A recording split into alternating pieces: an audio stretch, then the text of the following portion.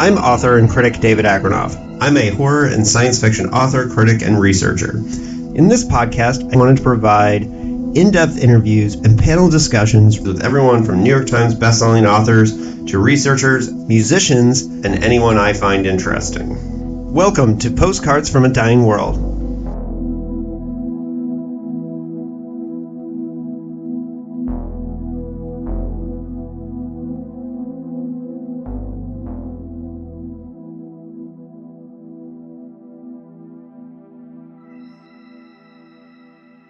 Hello and welcome to episode 171 of Postcards from a Dying World. I am your host, Count David Agranoff, in the house. Going to be going through the best reads of the year for this. Is this our third annual or fourth annual? Third, I think, but we did the 1 year before that was short stories. So yeah, fourth So time I think, but third best third reads. annual favorite reads, new holiday tradition with Judge Marc Rothenberg. My co-host for the day will be talking about our top reads of 2024. Mark, before we get into the reads, anything fun you want to update people on? No, it's just kind of been a good year. My kid's getting older. She's about to move off somewhere when she graduates. I use Indiana University, my alma mater. Your father taught there, had a great football year. Uh, Yes. and Made the the Vikings have playoffs. had more than 5 wins, which I'm shocked at, but pleasantly happy. So I'm good. Yeah. Yeah. Made the college football playoffs and won most of their games by like 30, 40 points, It which was was crazy. It's crazy. super weird. Yeah, as a life, we were season ticket holders for IU football when I was a kid. That was not exactly a fun time all No, the time. you could pretty much yeah, you look next to you and that seat was empty. You look to the other side, that seat was empty too. Actually, sitting next to my dad's seats was one of Alfred Kinsey's longtime uh lab partners. So crazy enough. Um hey, I got a cool fun thing to show you. Look Yeah, at what you got? this. This is Stirring Science Stories, April 1941. Nice. And What do we got in there? this is the first science fiction magazine a young Philip K. Dick read. That first one he ever bought. And I can't read this copy because if I do, it'll fall apart. But I got it for $20 on eBay. Very So cool. Very yeah, cool. kind of neat thing. Just out of the gates. Yeah, fun year. I did a lot more traveling. Went to some conferences, which I'll talk about in the context of the books that I read going to and fro, because a lot of these books I read on my way to and fro these conventions. But do you have any retro reads, Mark, that are on your list this year? I have, let me see. I have one retro read, really. Sometimes I don't have them, sometimes I do. One retro read, and you talk just, it's interesting because you just talked about traveling to and fro and reading. This was a book I bought specifically for this trip. My wife and I went to Amsterdam this year, and then we took the train from Amsterdam to Berlin. And during that trip, I read The Spy Who Came In From the Cold by Jean Le Carré, And former MI6, MI5 agent, his first book, and it was perfect. It was perfect environment to read a book on a train. It was perfect going to Berlin. I got to go to Berlin and see some of the things that were mentioned in that book and areas of the book. Very cool time. So that was my retro read this year, and I couldn't be happier. That was the one I chose. that's cool. I am currently reading for research a book about the French occupation in World War II, which you can imagine is research for a sequel to a particular book I am working on. So we'll leave it at that. But a little hint for y'all. I do have 6 retro reads I want to talk about.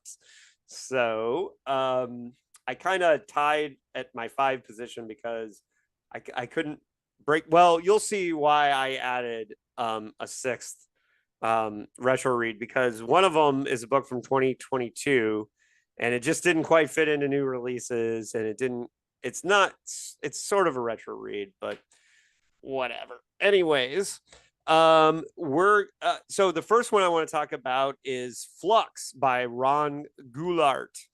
Ron Goulart, of course, is the science fiction author from Berkeley that Philip K. Dick was writing his letter, talking about his formula to. Like, so I wanted to read some of Ron Goulart's um, science fiction. And Ron Goulart was a historian, a Cal Berkeley historian and science fiction writer.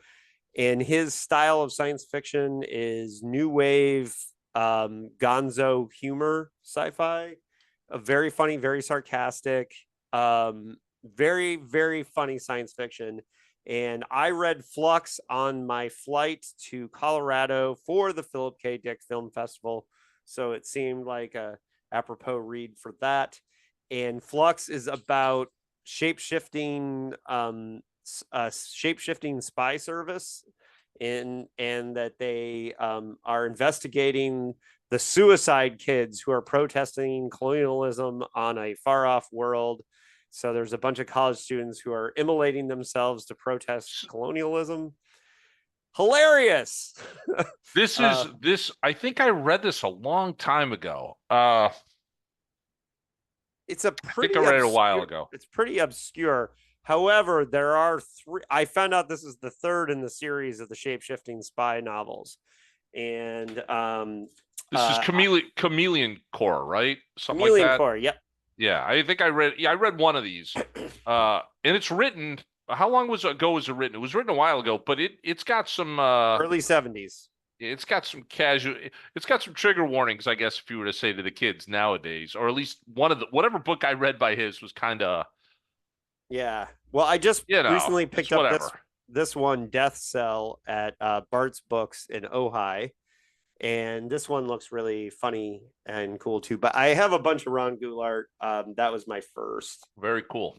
So I also I'm cheating because I'm getting a bunch of titles in here on the retro reads. I also read Why Call Them Back from Heaven by Clifford Samack, which was a late 60s book about immortality. And so in this book, the technology to make people immortal is almost here. We've almost invented the means to have immortality. So people are making themselves frozen in anticipation.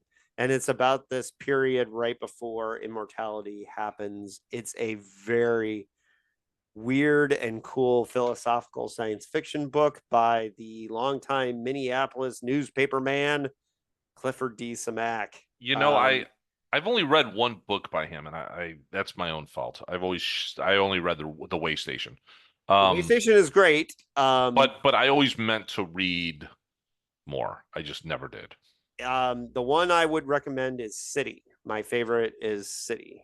So, um, so for anyone out there, and we covered one of the stories that got fixed up into City, the huddling place, on this podcast for the Science Fiction Hall of Fame series. So we recently did that.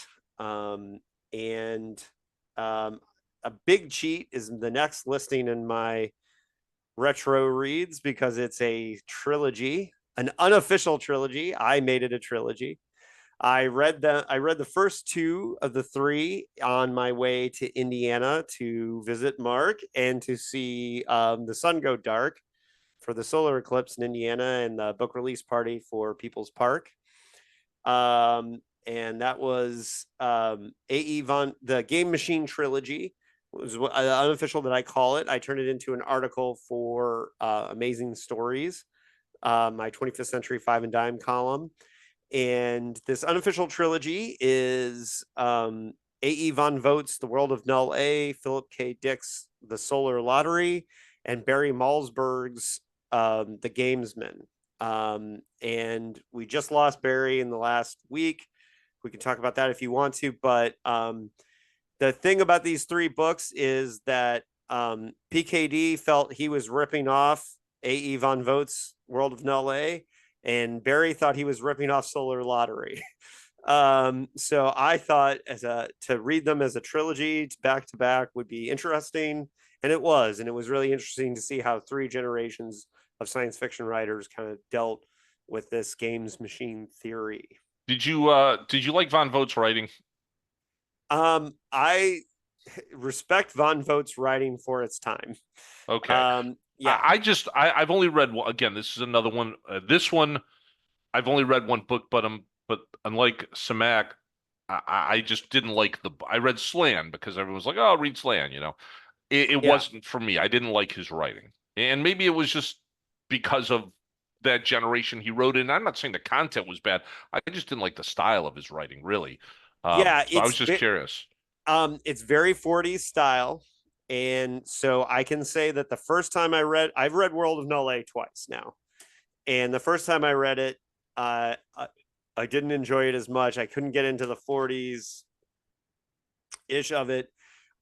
It's all over the place, and it's not like stylistically he wasn't a good prose writer, but he was like really good at throwing out really insane ideas. So my personal thought is that if you let go of like style and just kind of flow with the 40s insanity, there's some really fun stuff to be had there. And the second time when I kind of let myself go and I was kind of looking at it in a part of this generational conversation going on between three science fiction writers in three different eras, um, I enjoyed reading it more for that reason.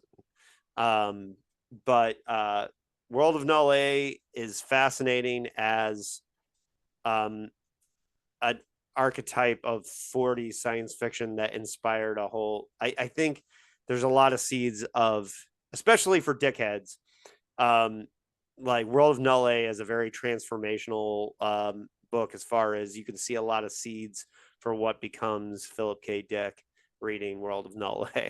And it was one of his favorite stories of the 40s. And that's why in 1955, he basically rewrote it into Solar Lottery into a far superior version. Of the three books of the trilogy, it should be no shock that I think that Solar Lottery is the best of the three. That's not to say that Barry Malzberg hasn't written books that were better than some PKD. He has. And in that regard, since we just lost Barry, I would say I read a couple of his books this year, but they did not make this list.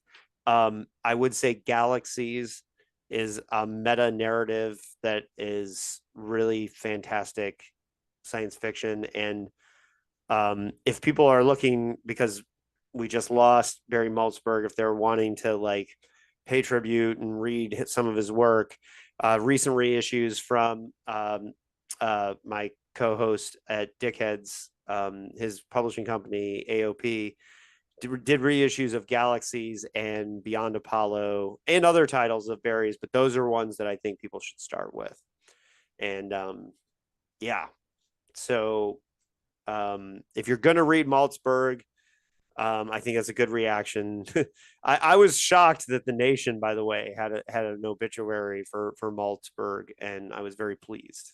Um, Even though the first like 1,000 words of the obituary was dedicated to him writing erotica novels, which was something he did for money. But anyways, next on my list of retro reads is an Indiana author, um, and that would be Vintage Season, written under the name Lawrence O'Donnell. But of course, we know that 90% or more of Vintage Season was Catherine Lucille Moore, the Hoosier author who grew up in Indiana. We'll talk about her more later with the nonfiction reads.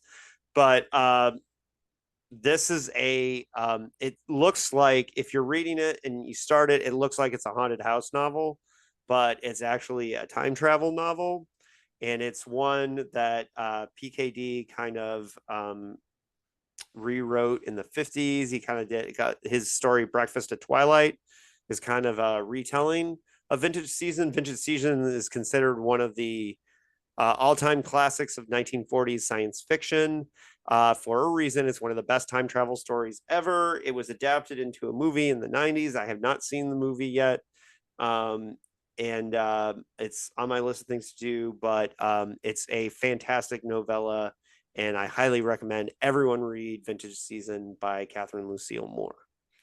And it's very different from most of the things that she's known for writing, her like sword and sorcery or her weird tales or her like monster pulpy like solar system, Indiana Jones type adventures. It's not like that at all. It's a very very good time travel piece.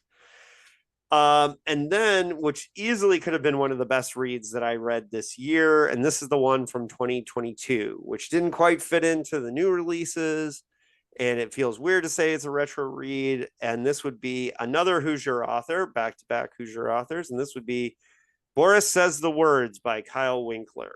And Mark, you got a big smile on your face. Did Is you it? read? Yeah. I thought Boris Says the Words was good. I enjoy Winkler's stuff. I've met him several times. I have his newest one, Green. Well, that's not his newest one. His newest one is a sequel to whatever the one with Mr. Dinosaur is, but which was made my list Novella, his last year. first The novella. novella. Yeah. But I like Winkler, and he's a nice guy. And every time I've run into him, he's like, "Oh, you're that guy." He remembers me because I don't know why, but he just does. Yeah, But no, I do like his stuff. yeah. Boris Says the Words. It easily could have been. It was one of. It was a book like kind of like designed for me, like on many levels. It has a lot of my favorite things. It's sci-fi, horror, and bizarro. I'm not going to go too deep into it because I just recorded an episode with Is it Kyle. really a retro read though? It's just 2 years old, right? Well, and that's the thing is it doesn't fit into the new releases, and so I kind of had to slot it here. But that's why I gave a bonus story because it's. Ah, But I'm also not going to say a ton about it because I just recorded an episode with Kyle, and it will be coming on this feed here soon. So if you want to, so my suggestion is I highly recommend Boris Says the Words um, as one of the best independently released like self-published novels I've ever read. Um, it's like Evanson level quality of prose. It's highly literate. It's sci-fi, bizarro, horror. It's like it's got a sheep look up vibe, but it's very PKD. Part of it takes place in Indiana, part of it takes place in Russia. Really strong characters. Very weird book. I liked it a lot. So here's another shout out. Order it because the episode's coming up and you'll get a lot from it. Um, and then my top retro read of the year, which I read on the train going to LA for the Speculative Fiction Through Media conference, where I presented a paper on DC Fontana, who was godmother to this author's son, and that is David Gerald. And the book is The Man Who Folded Himself. And you're laughing because you've probably read this. I have read this book. This book, it's written by a guy who's written Star Trek stuff, right? He Um, wrote Trouble with Tribbles. yeah. This And book gets I really enjoy this book, but I like these kinds. I like these by his bootstraps sort of books, right? I mean, I do like, and that's what this kind of is. But I don't know if he's read it yet, and reminds me that I have to tell him. But as a person who would love this book is Josh Malerman. This book is like right up Josh Malerman's. Um, he would love this, but the reason I read it on the train, beyond the fact that I was going to LA and he's an LA author and all that, I saved this book because people had told me that this book is better if you can read it in one sitting. So I thought a train ride to LA, um, and I actually finished it on the city bus between Union Station and the hotel where the conference was, having started it on the train. And I basically read it in one sitting. And I do think this book is even weirder and makes more sense it's 170 pages. If you can read it in one sitting, and it goes to very, very weird places. oh, it does literally Yeah. Yeah. It's, within the book, it goes to weird places. and the thing I tried to sell it to Mallerman on is, it's a book that 98% of the characters are one person. Yes. Yes, In a way. in a It way. was it was definitely multiversal before the multiverse was a thing. Yeah. Uh, right. I guess I do have a retro read because it's a 2003 book that I read that I really did enjoy. Well, before Um, you get to that, yeah, keep going. let me say one more thing about the man who folded himself. As we're talking about Barry Maltzberg.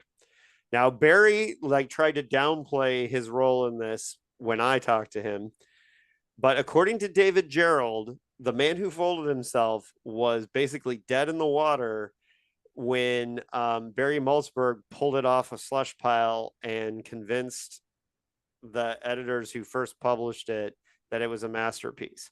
According to David Gerald, it was Barry Maltzberg who saved this book. Now, when I asked Barry about it, when I interviewed him last summer, Barry was like, I did nothing. I just said it was a good book. That's all I did. And and but you know, according to David Gerald, we have Barry Maltzberg to thank for the man who folded himself. But yeah, so what was this retro read that you read? Okay, so I read a book called Come Closer by Sarah Gran. And this Mhm. was a book about a woman who we see a lot of possession stories, and I might even have another one in my list. You see a lot of possession stories all the time about, all right, this person's possessed.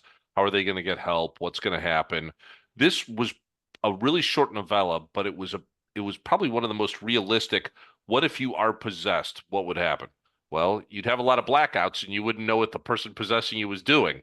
And that's what I thought was really cool about this book. The book basically would be like this woman telling her story, not thinking she's possessed or anything, and then next thing she knows, she wakes up in a hotel room and she doesn't know what happened, or and then it'll keep jumping around like that until she sort of figures out what's going on. But a very good book, pretty tightly written, called "Come Closer" by Sarah Brown. I want to say again, early 2000s, 2003. I picked it up just on.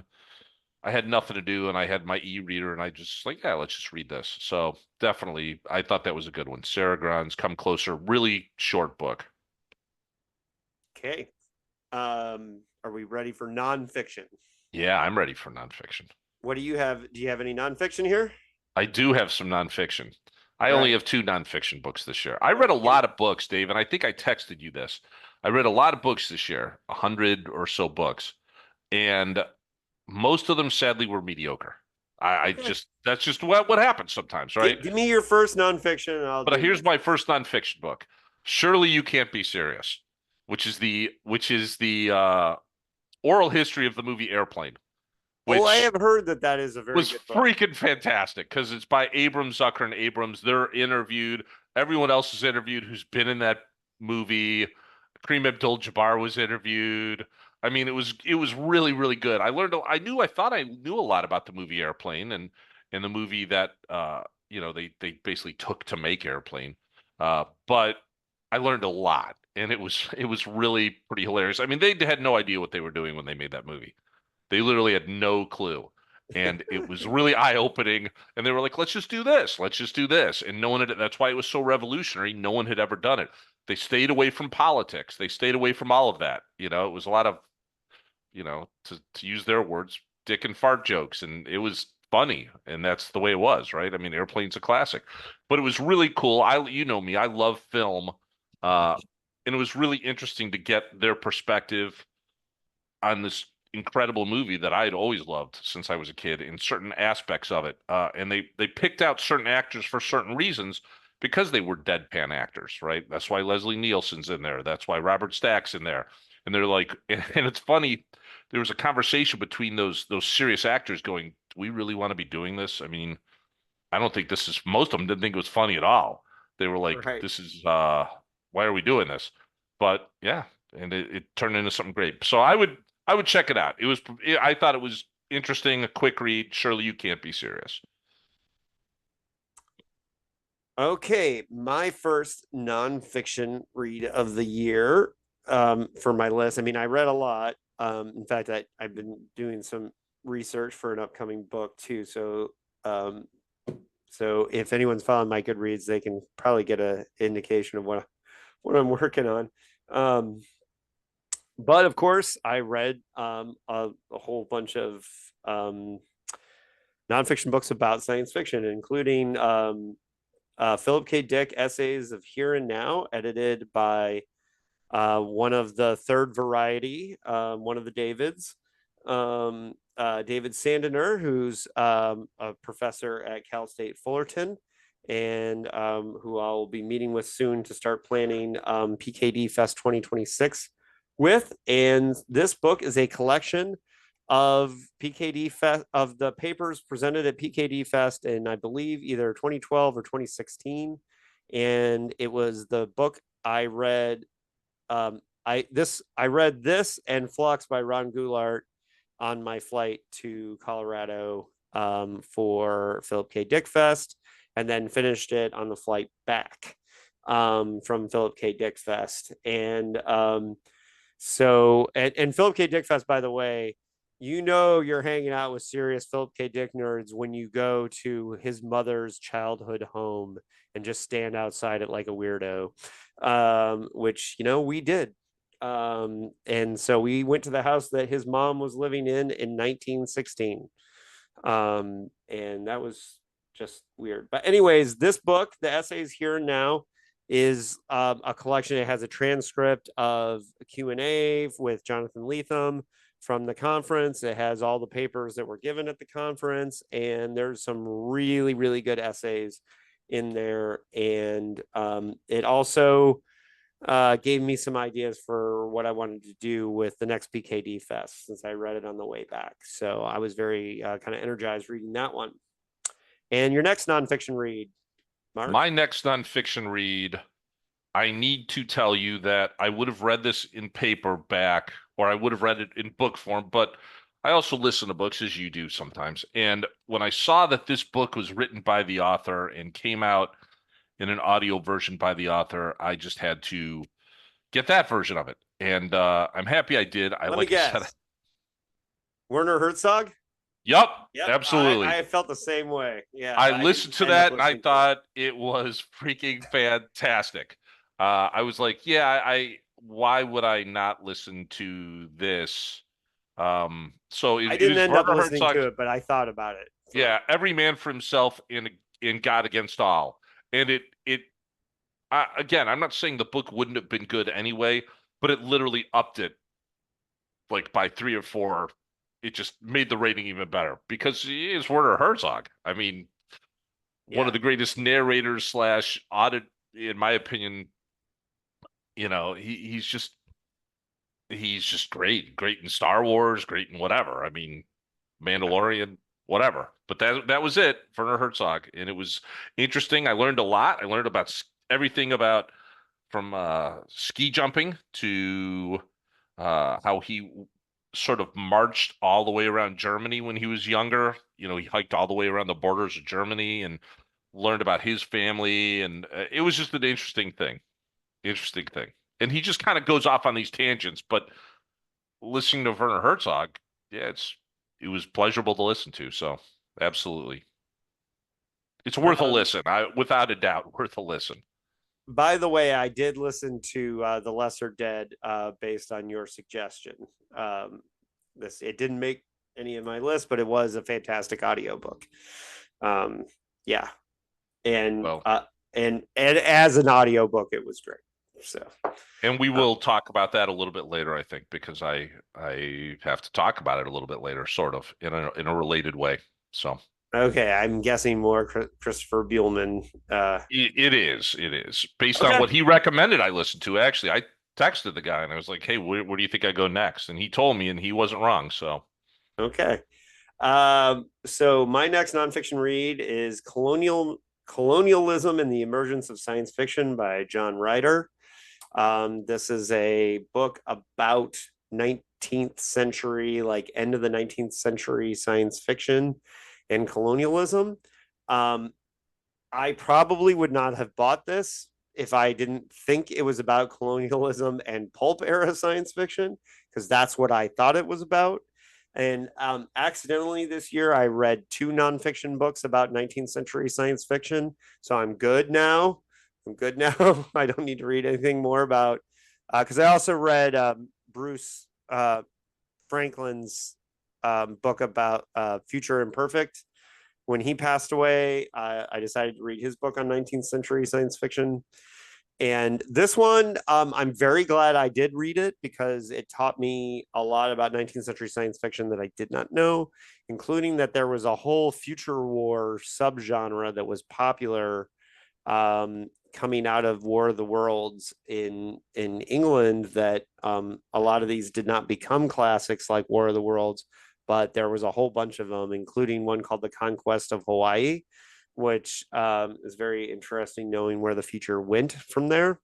And so I will be trying to read more of those as time goes on. But this book was, like I said, if I had known it was the 19th century, I probably wouldn't have gotten it. But I was glad when I read it in the end. Yeah. So, and you're those are the only two nonfiction ones you have? I have one more. Okay, go for it. I have one more I read really early in the year, which is basically called Full Core Hours Dreadful and Things Strange. I had it on my list. This was a bunch of essays and kind of things by a guy named Adam Scoville. Just little pieces about folklore and folklorish things that have made it into books and films that I really enjoyed. I can't really go too deep on it because it's just a variety of different things, but that was the subject of it. So that's sort of my last one that I read. All right. The next one, I'm going to suggest heavily that you get this one, and that is, um, I got to get the exact title by looking at it. Letters to C.L. Moore and Others by H.P. Lovecraft. Even though it's really more letters by C.L. Moore than H.P. Lovecraft letters, but H.P. Lovecraft is the heavy hitter that people look for. These are letters between Catherine Lucille Moore in the early to mid 30s with H.P. Lovecraft when she was living and working in Indianapolis at the Fletcher Trust building, which is now a Hilton Hotel. I am in discussions with the sales team at this Hilton about trying to get a plaque put into the building. I'm working on it, folks. But one of the things I did was actually send the sales team this book. I actually sent it to them. Um, there are parts where she talks about working in the office. And one of the things that C.L. Moore did was she would stay in the office at the Fletcher Trust building, which is a building, would you say, what, 6 or 7 miles from your home, Probably. Mark? Yeah. Yeah, I used to pass by it every day. Yeah. So you should go in there and take a picture with the mail slot because the mail slot's still there. And because I'm going to tell you something that you probably did not know about, because I'm sure it's cool to think, well, hey, C.L. Moore, the author of Shambleau, one of the greatest weird tales of all time, what she would do is she would stay upstairs the Fletcher Trust building when everybody would clock out, and she would use the typewriters, put her own ribbon in, and she would type up her stories and she would drop them in the mail slot on her way out of the building to go home at night. Her house, by the way, which I now have the address for. So next time I come to visit you in Indianapolis, we'll go find the house. Still exists. What part of town? It's right on the river, All not right. far from downtown. I don't have it in front of me right now, but I have that information. It's in the book. Um, and so, anyways, her house is still there. But what I learned reading this book was that not only did she type up her stories, but a lot of times she made extra money. Other writers would send her cash to type up their stories.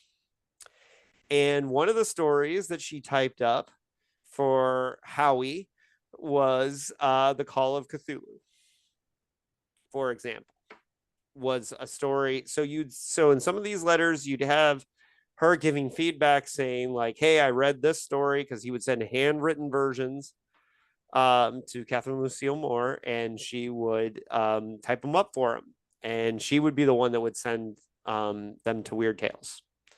And he trusted her to type these up and send them out. And there's also a letter in there. One of the most interesting letters is it was Catherine Lucille Moore who sent a letter to H.P. Lovecraft telling him that Robert E. Howard had committed suicide. And so one of the letters in there is like a 6 or 7 page letter of H.P. Lovecraft reacting to the news that Robert E. Howard had died and his sadness that no one would ever be able to write like Robert E. Howard, and we'd never see anything like Conan again. And we certainly wouldn't have Conan novels still being written in the 21st century. But okay, so he was off on that. But, I think there's fairness there. But, anyways, these letters are great. They're really cool. There's some that are just cool things like her talking about going to movies in Indianapolis during the Great Depression. So, you need to read that book. You need to have that on your shelf. I'm gonna go out on a limb and say that you have to get that book. I think it's really good. And then last, probably the most impressive nonfiction read I had of the year is the Rutledge Handbook of Co-Futurisms.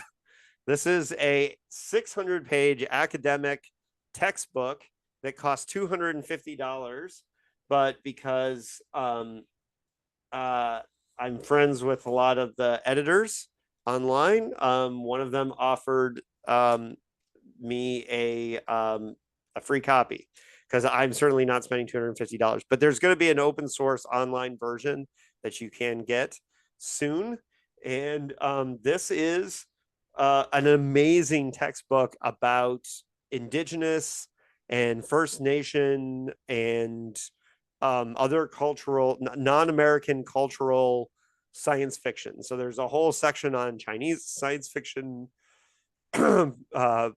Pacific Island science fiction, Aboriginal science fiction from Australia. And so there's a lot of really good information about science fiction I had never heard of.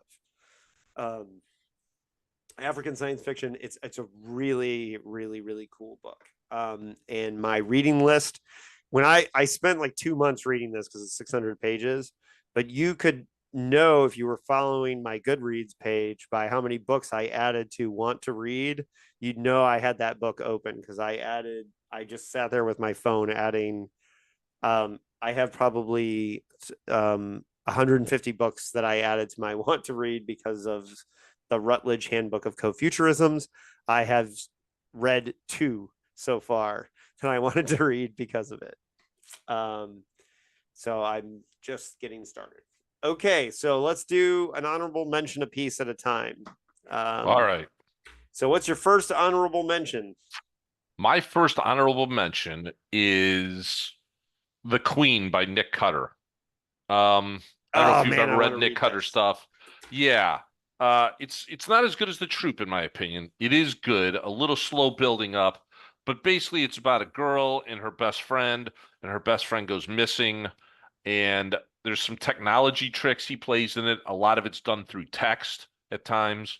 Uh, but in typical Nick Cutter fashion, if you've ever read Nick Cutter, there's a lot of body horror in it, a lot of it really went in a direction I did not expect it to go in explaining why the motivations of the characters were what they were. I did enjoy it. I did enjoy it, but it didn't crack my top 10. Uh, I have a controversial Nick Cutter opinion. Which I is like what I like Little Heaven best of his novels. I really like the Troop, but maybe it's because I wasn't expecting the Troop to be what the Troop was in the end. Troop is Um, pretty to me. The Troop is kind of basic, but it is basic, but it's really it's well basic. done. It's basic turned up to like 11. I wasn't expecting some of the gore in the I was like, oh, this looks like an interesting book, right? I didn't know who Nick Cutter was back then, and I read Well, the and then Troop, but I was like, wow, okay, this I is a thought guy. that It's my kind of horror. the Acolyte, his book Acolyte, I think it was called, is very equilibrium, and I love that about it too. It reminded So me of Equilibrium. The Queen, I thought was good, just not enough to crack my top 10. It wasn't unique enough. Um, there were unique aspects to it. In the end, I love the end of it, and I love how it got to the end. The first half of the book was a bit slow for my taste. That's why it's only honorable mention for me. Okay, my first honorable mention is A Bright and Beautiful Eternal World by James Chambers. This is a James is a fantastic writer and editor. He's one of the volunteers on our Wikipedia project. He's covering Scanner Darkly, and he has like his entries are like the best entries we have in Wikipedia. I mentioned that just because like I always he's such a good writer. But anyways, he I think he won the Stoker Award for his his Kolchak graphic novel, I believe. But James is a very respected horror writer, and this is his cosmic horror collection that's all set in his fictional Long Island town. So it's all like cosmic horror, Lovecraftian horror. James is a fantastic writer. Some years um, some years uh, you would this would make a best of the year list. So yeah, I mean this is really good stuff. And just really James is a fantastic writer, and it's got creepy eldritch vibes. Just really good stuff. So if you like Lovecraftian horror, um, it's you can't go wrong. Very So cool. My next honorable mention is a book called Left to You by Daniel Volpe. Um, and I've communicated with him since then because I thought he did a really good job. This is, I think it was a little, part of it's a little rushed, but it's about a guy, modern times whose mother is dying and he's got a friend and he doesn't realize his friend is a survivor of Auschwitz. And what ends up happening is, well, his friend's older, obviously. What ends up happening is you discover that through some flashbacks, what was happening when his time was in the concentration camp, his friend, the commander there was actually doing some occult stuff for particular reasons, and why he had started doing the occult stuff in the concentration camp.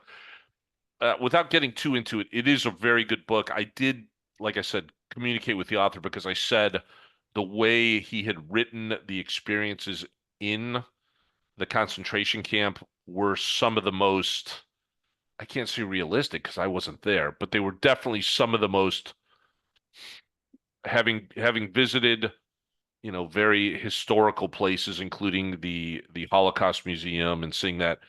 I mean, he clearly did his research. He didn't slough it off as, oh, this is just horror.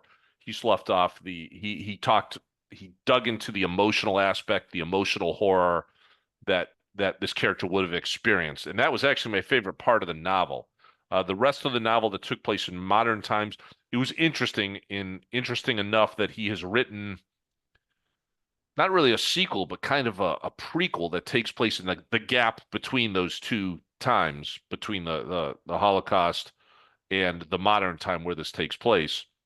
And I will be reading that. But Daniel Volpe, Left to You, again, very good book. yeah, and I should mention I forgot to mention that I do have an episode covering the bright and beautiful eternal world of James Chambers. I do have an episode with him.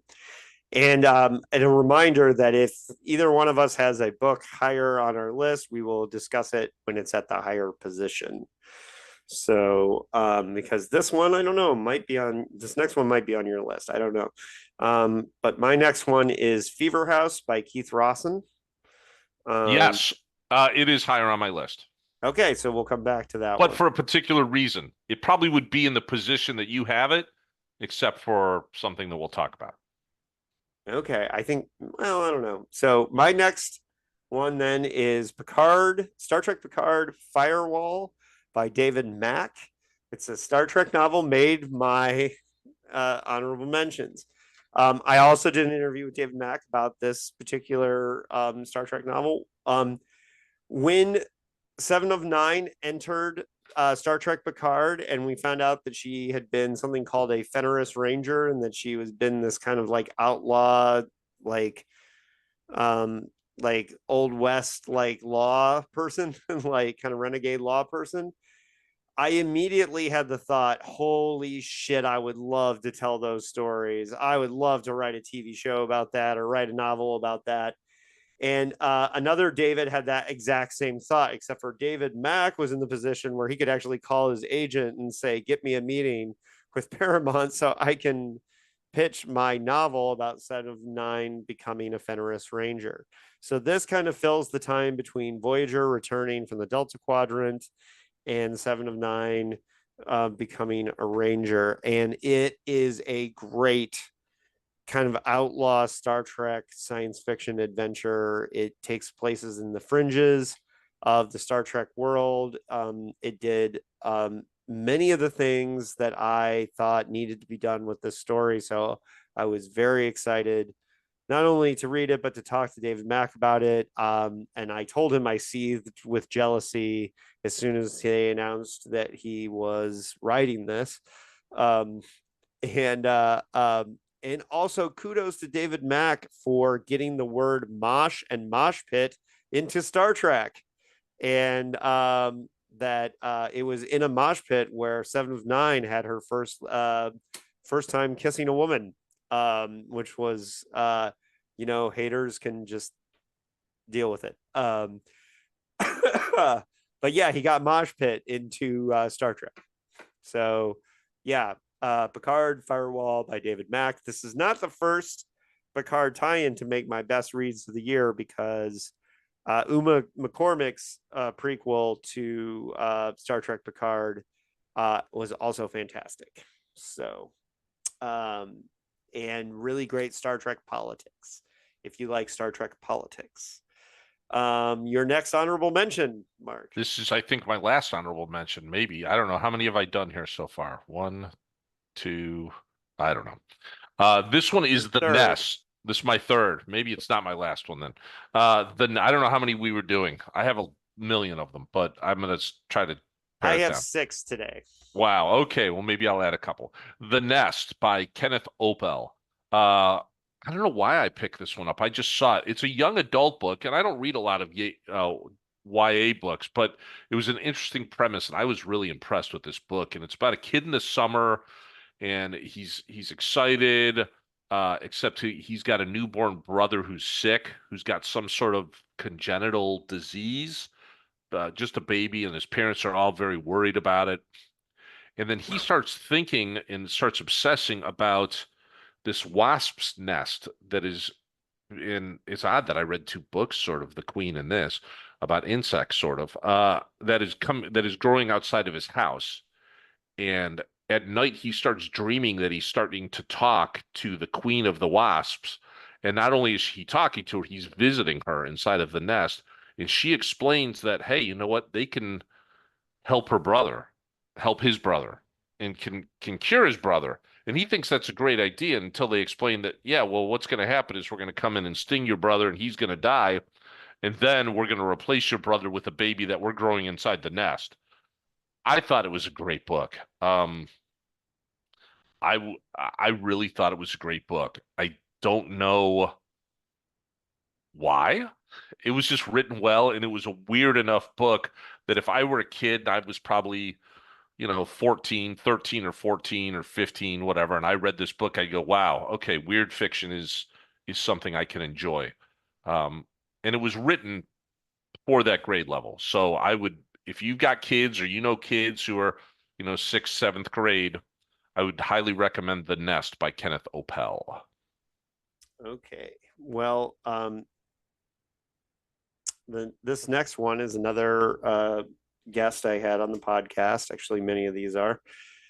And this is a Midwestern kind of folklore, fairy tale like horror novel. And when I finished reading it, I thought it would have been in my top 10, but just like the way it shook out with the books, and it's a really great book. And that's Forgotten Sister by Cynthia Paleo from Chicago.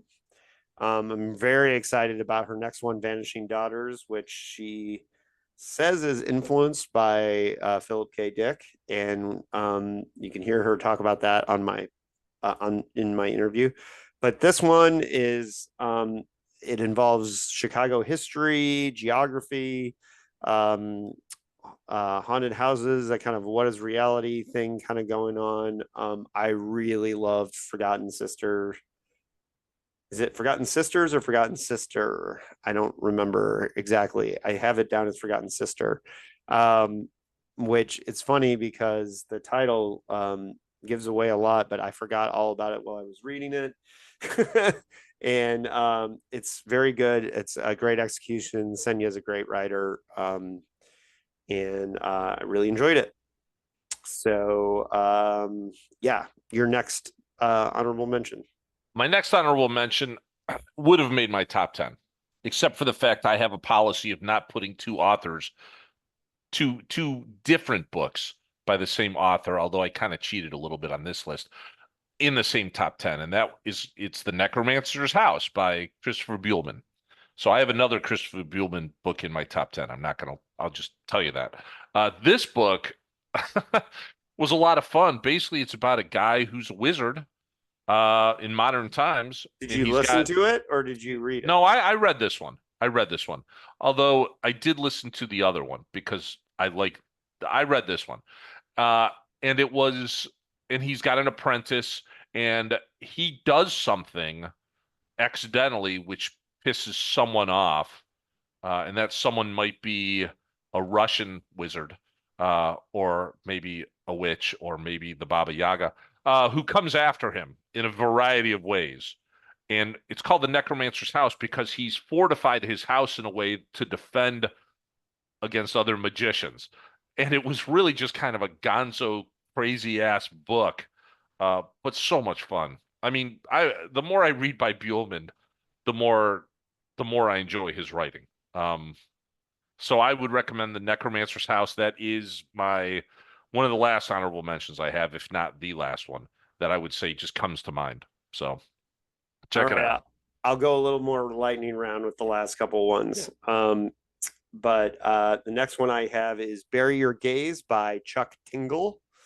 And on most years, Bury Your Gaze might be in my top five, and it's not even in my top 10.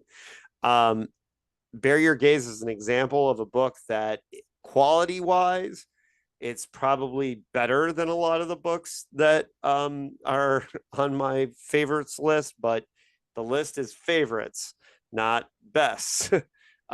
I think Chuck Tingle, who kind of made his reputation by writing these kind of hilarious erotica satires, is proving that he's a real author with even though he wears a bag on his head at conventions and stuff, um and hides his real identity. Chuck Tingle, Bury Your Gaze is a fantastic Hollywood satire, science fiction horror novel with a meta narrative about one of the most controversial issues facing the Hollywood system, and that's AI. And I did not know that it was about AI, and I'm spoiling it for people because I had no idea that it was AI. I had no idea there was a science fictional aspect to the book until about halfway through. I listened to it on audiobook. It was it came up on my Libby app, and it was a kind of last second, like, oh, I've never read any Chuck Tingle. And I got halfway through it thinking it was just going to be a horror novel. And so all the twists and reveals of the science fictional nature of it were intact for me, and actually made the book go places I didn't expect it to. And I highly recommend Bury Your Gaze. Have you still not read other Chuck Tingle? Because I've not read Bury Your Gaze yet, but I did read Camp Damascus. I had Uh, not read Camp Damascus but yet. I read that last year. I'm trying to, yeah, maybe the end of last year. It didn't make my top 10, but I really did enjoy it. And Camp Damascus is based on the most effective gay conversion camp in the country. Um, but it goes a lot. It's straight horror, but Yeah, I thought it was clever, very clever. So Bury Your Gaze is one that was on my list. I did not get to it because it didn't come out all that long ago, did it? no, I didn't. Highly recommended. Yeah, Um, a friend of Chuck Tingle's and podcast guest here, CJ Lead, um, um, fresh off Mayfly, which was a book that everybody loved that I wasn't a huge fan of, to be honest with you. I did not Um, like Mayfly. yeah, well, I did like American Rapture. American Rapture is great. It's a more straightforward novel. It's less transgressive, but CJ does some really interesting things with choices with some of the characters. And it's a weird apocalypse novel that's basically kind of inspired by sexual repression. It all takes place in Wisconsin. So it's a Midwestern horror novel. And yeah, it's very good. Good, Um, because really Mayfly, I didn't like. I really didn't like it. I don't know. I mean, everyone hyped it up. I just didn't like it to the point where I saw the new book that came out and I passed on it because of that. But I won't. I'll go back and give it a read. yeah, I admit I was given an arc. I was offered an arc, so I took Sure. it. And it was good that they did because I did like it much better. Uh, yeah, I'm interested to see what you think of it because yeah, it's not because one of the problems with Mayfly is that the hype was so intense. And then for me, like the whole like feminist American Psycho thing, just it didn't work for me. Yeah. It Um, felt forced. That's part of the thing I didn't like about it. yeah. I got it to a point, but then I was like, okay, Well, one you thing you know, should know is that American Rapture started as a novel before Mayfly. okay. It was yeah, and that but I think she said she rewrote it very heavily after Mayfly, but the first draft of it came before Mayfly. Okay. So really quick, a novella, Tusks of Extinction by Ray Naylor. This is incredible ecological science fiction. I couldn't bring myself to put a 100-page book as a top, but it was one of the best reads that I had of the year. And this next one might be the best book that I read this year, but it doesn't make my top 10 because it's not my favorite. It won the Bram Stoker Award for Best Novel, and it was highly deserved. And that's The Reformatory by Toronto. Wow, really? That did not make your top 10. Is it on your top 10? Oh yeah. Oh All yeah. right, we'll talk about it when we get there. I was yeah, we'll talk about that. Yeah, I said it might be the best book I read There's this year. there's there's a lot to unpack in that novel, right? I mean, Yeah, so absolutely we'll talk about it because I think it deserves to be talked about, and we will. So there you go. yeah, we'll come back to that one. So we'll take a break here soon when we get to 8. All Sure. right, so now we're at our top 10. All right. You want to start or Mark, you want me to start? you start. Your All number right, my number 10 is a book by a guy that I met at a convention. He is an author from um India. He's from West Lafayette. His name's Jonathan Jans. of He's got a course. bunch of books out there, but I've read Dismembered, which was his take on gothic horror by Jonathan Jans. In this book, I just wanted to see what he would do with this genre, and he did a really, really good job. It's about a woman who meets a guy on a train or a coach, I don't remember when, in England, and they go to this her house, and she explains that her family is in dire straits because she's been betrothed to this count who has a horrific reputation, and it turns out that the count he's got a little thing. He likes to dismember people for various reasons. Uh, I thought it was really clever, really good. It was an interesting. It's interesting that a modern author would try to do something like that in the vein of a gothic literature, gothic horror literature, and I think he did a really good job, and I think he succeeded. So I really, really, really enjoyed The Dismembered. That was my number 10 by Jonathan Jans. I don't know if you've ever read anything by him or not, David, but It's funny. I've met Jonathan at conferences before. He probably, super nice guy, yeah, man, he probably super wouldn't. nice I don't guy. know if he'd remember me, but and we run in a lot of the same circles. But and he's from Indiana, and I know I need to read his work. But He was getting big enough. He actually that's his nom de plume. He's actually a teacher at West Lafayette, and he was sort of outed as a horror author. They did an article about him in the newspaper up there, so I had that was my last conversation with him when that was coming out. And he was like, he didn't know how people were going to react, and they've. I mean, I think he's probably more liked now than he was. But I mean, now that people sort of know the story, no, he's great. A lot of good books. all right, so my number 10 gets graded on a curve, partially because I enjoy reading science fiction from other cultures and other cultural contexts. And my number 10 is Jump Knots by Hao Jingfang, which she's a very famous teacher and advocate for teachers in China who has a career also as a science fiction writer. And she wrote a excellent Mars novel that was on my top 10 list a few years ago, Vagabonds. Um, and but her probably her best work and one of the best science fiction novellas I've read in a long time. She has a novella that won the Hugo Award called Folding Beijing. And if you get a chance, it was in one of the Chinese science fiction collections that came out, translated by Ken Liu, who also translated this book. Um, and if you get a chance to read Folding Beijing is incredible. Um, Jump Knots is an excellent addition to kind of the first contact genre, and in much the way she was kind of doing the hard SF Mars novel, colony novel with Vagabonds. And Vagabonds was very influenced by The Dispossessed. So that's one of the reasons why I kind of like that one a little bit more.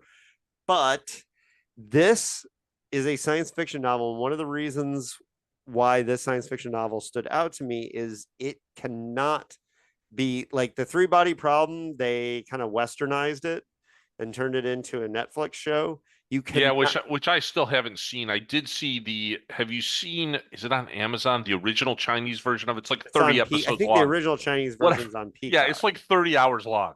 Yeah, Uh and I started it and it's obviously clearly traditionally to the with the three body problem. I still haven't brought myself to watch the Netflix because I'm just not sure. I liked it. I It's gonna liked it. break my heart, I think, but that's fine. Well, I'm not. I don't think that novel is as good as some people do. So I just thought it was a cool novel. it And is a cool I novel, was like, let's not screw it up. but I actually like the interpretation that they did for Netflix. Okay. But that's just like I personally like the Foundation on Apple TV better than Sure. Asimov. So, but this novel is like very Chinese. You cannot take it out of the Chinese cultural context. It's kind of a first contact novel, but it's also got this kind of ancient aliens thing, but it's deeply tied in to Chinese history. And I've seen a lot of people like say this isn't as good as her earlier work and downplaying it. Um, you have to ask yourself, like, why are you reading science fiction? Do you want to see other worlds? Do you want other cultures? Do you want, these things? Because she's doing a lot of the sci-fi tropes, but in a very Chinese cultural context. I think this one's a tougher sell than some of the earlier ones because it is very Chinese narrative. I personally really had fun reading it. And that's where we get into like that. Yes, the Reformatory, for example, is probably a better novel than even this one. But That's my maybe number not 10. fun, right? Yeah, Yeah, I get it. but I had a lot of fun reading Jump Knots. It worked for me. It was it. I'm going by the experience I had reading the book, and how I felt coming out of it. So yeah, that's my number 10, Jump Knots by Hao Jingfang, and your Oh, number 9. my number nine is Crypt of the Moon Spider by Nathan Ballingrad. I don't know if you've read Nathan Ballingrad before. He might have made did he make my list before with Wounds? He's mostly short stories, but he wrote this novella, and unlike you, I'm just willing to throw novellas willy-nilly on my thing. That's Uh, fine. this this was an interesting book. I picked it up not, I mean, I picked it up just based on the fact that I like his writing. And this takes place in 1923, I would say, in an alternate history. And I wasn't aware that that's kind of what it was. The moon had already been traveled to, had already been discovered. There were forests they had discovered on the moon, and there was a race of moon spiders that lived on the moon. And this takes place where the main character, she's taken by her husband up to I'm loving a all this so far. Yeah. the Barrowfield Home for the Treatment of the Melancholy on the And moon. by the way, I will say I would put a novella on my best reads of the year. I would, but this year I had superior achievement Oh in no, that's novels. fine. In this book, it's only about like 120 pages long, if that. Maybe even not even that. Maybe only 100 pages. Anyway, the whole concept that she goes to this doctor, and I'm not giving anything away because you'll know this in the first chapter. She's taken up to the moon to be in this sort of mental asylum slash treatment center, and the doctor has a revolutionary method of doing things up there, and that is he actually puts moon spider silk in your brain to fix your maladies. And I'll just leave it there because it's the first I'm of a totally trilogy sold of on this one. it's I the really first want to of a read this one. yeah, it's the first of a trilogy of books. The sad part is the next book doesn't come out until next August. And this is only a I mean, I read this in an afternoon and I was like, I'm ready for the next one. But check it out. Trip to the Moon Spider. I don't want to say any more because it's a very just cool, one of the most inventive books and one of the most original books I read this year. I am totally sold. Absolutely. Great little science fiction. I don't even want to call it steampunk because it's not, but it's sort of in the 1923 alternate sci-fi, almost a bit if you were to combine just weird fiction with H.G. Wells. That's how I would what I would compare it to. All right. So My check next it one out. isn't my number nine is a arc that does not come out till March. Pun intended, we're doing a little time travel because this is Philip Frakazi's third rule of time travel. I'm so It, jealous that you read this already. I well, am, just I because I love Frakazi. um this is the most Richard Matheson novel I've ever read by not Richard Matheson. It is a emotionally driven um, story. It's very it's all about the emotions of the characters built out of a fantasy concept. He explains it a bit more than Matheson would waste. Matheson doesn't waste his time like explaining things in these things. They just kind of happen for reasons. But the gee whiz of the time travel is very minimal to the plot. One interesting thing that Philip did with the writing of this is he did zero world building.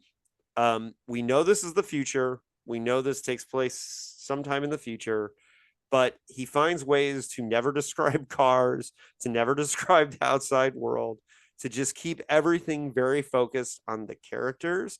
And it's a neat magic trick for a writer reading this. And so part of the idea of the story is that the time travel is all mental, and you can travel back in your mind to moments in the past, but you have no control over where it's going to send you back in time.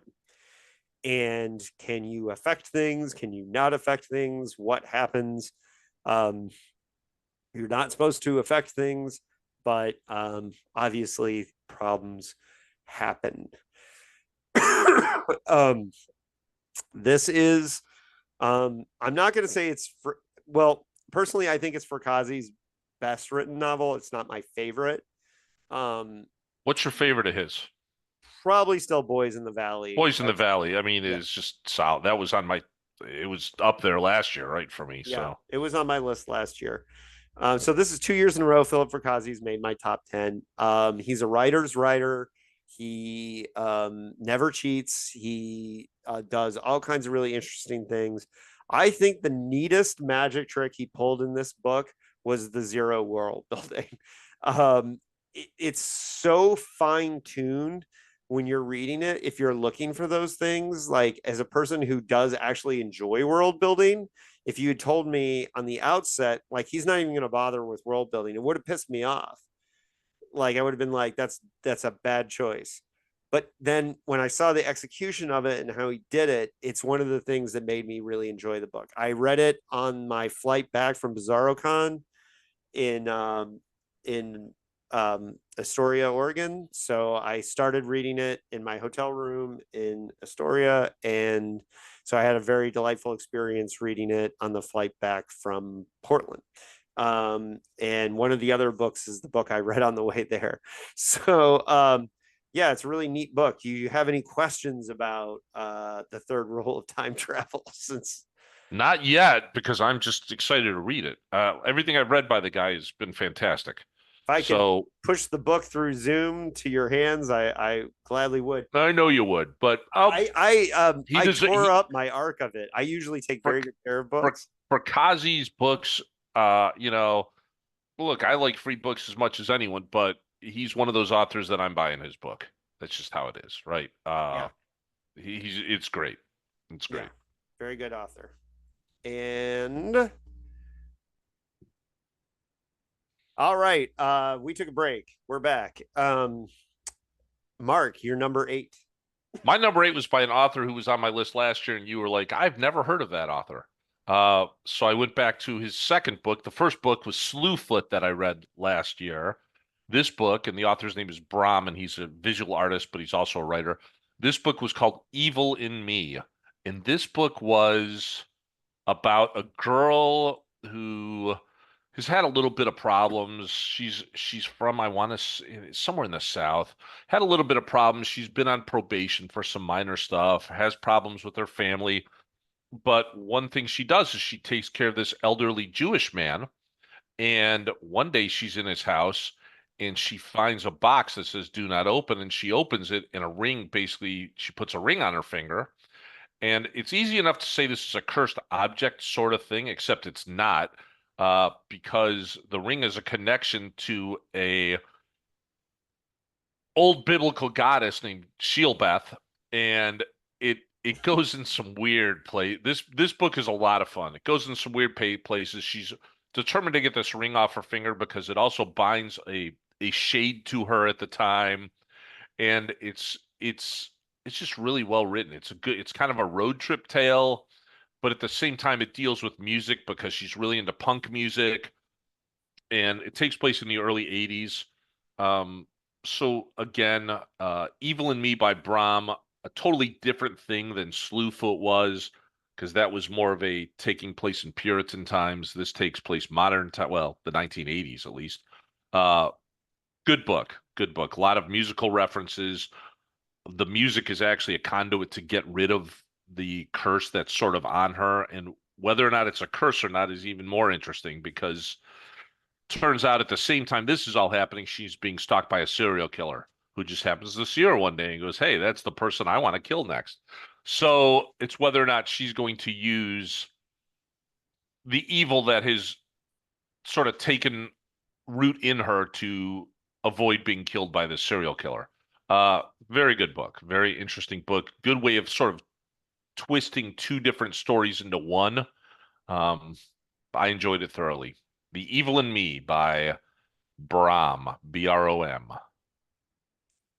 Okay, my number 8, also a podcast guest. A lot of these are. That's just because I reach out to the No, no, authors I you read like. the books. What I like about you is you read the books and you're like, I'm going to reach out to that guy. And next thing I know, they're on your podcast. So I like it. Or in this case, I'm going to reach out to that woman, and that is A Better World by Sarah Langan. And is my second book to make my top 10 by Sarah, and second in a row that I've had her on the podcast.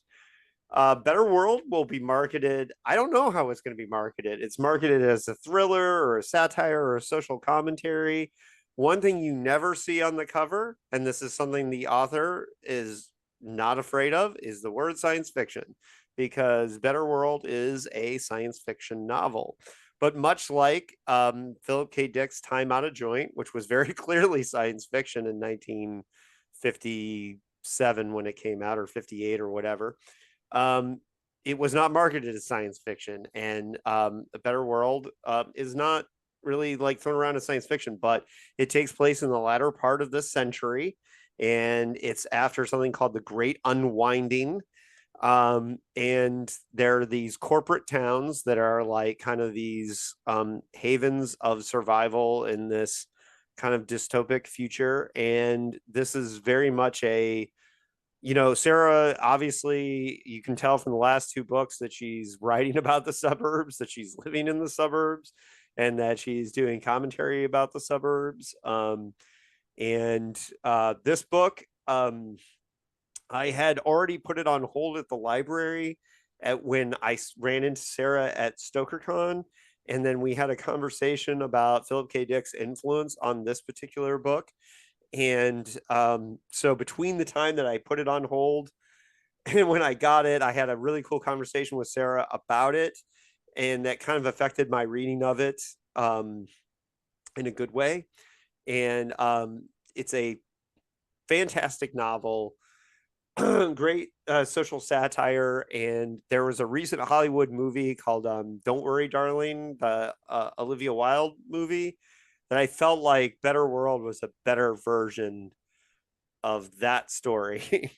um, I don't know if Sarah appreciated that comparison, but I didn't like that movie particularly very much. I thought it was no, I'm just not a okay. fan of that movie either. But I'm saying Better World does some similar things and does it in a better way. And it's a zeitgeist thing because I don't think that movie was out when Sarah was writing this.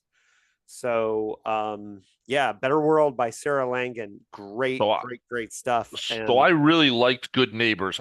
This is one of those books that sadly I don't know why I didn't get to it this year. It's just still on my, still the read pile. Yeah. Because I Um, really did like Good Neighbors. At first I didn't like Good Neighbors, but we talked about this last year, but Good yeah. Neighbors turned into something I really liked. Yeah. So I'm I not sure might, why I didn't pick this one up. yeah. I have no clue. I don't, I might like Good Neighbors more, but there's things that Better World does that I really appreciate more than Good Neighbors.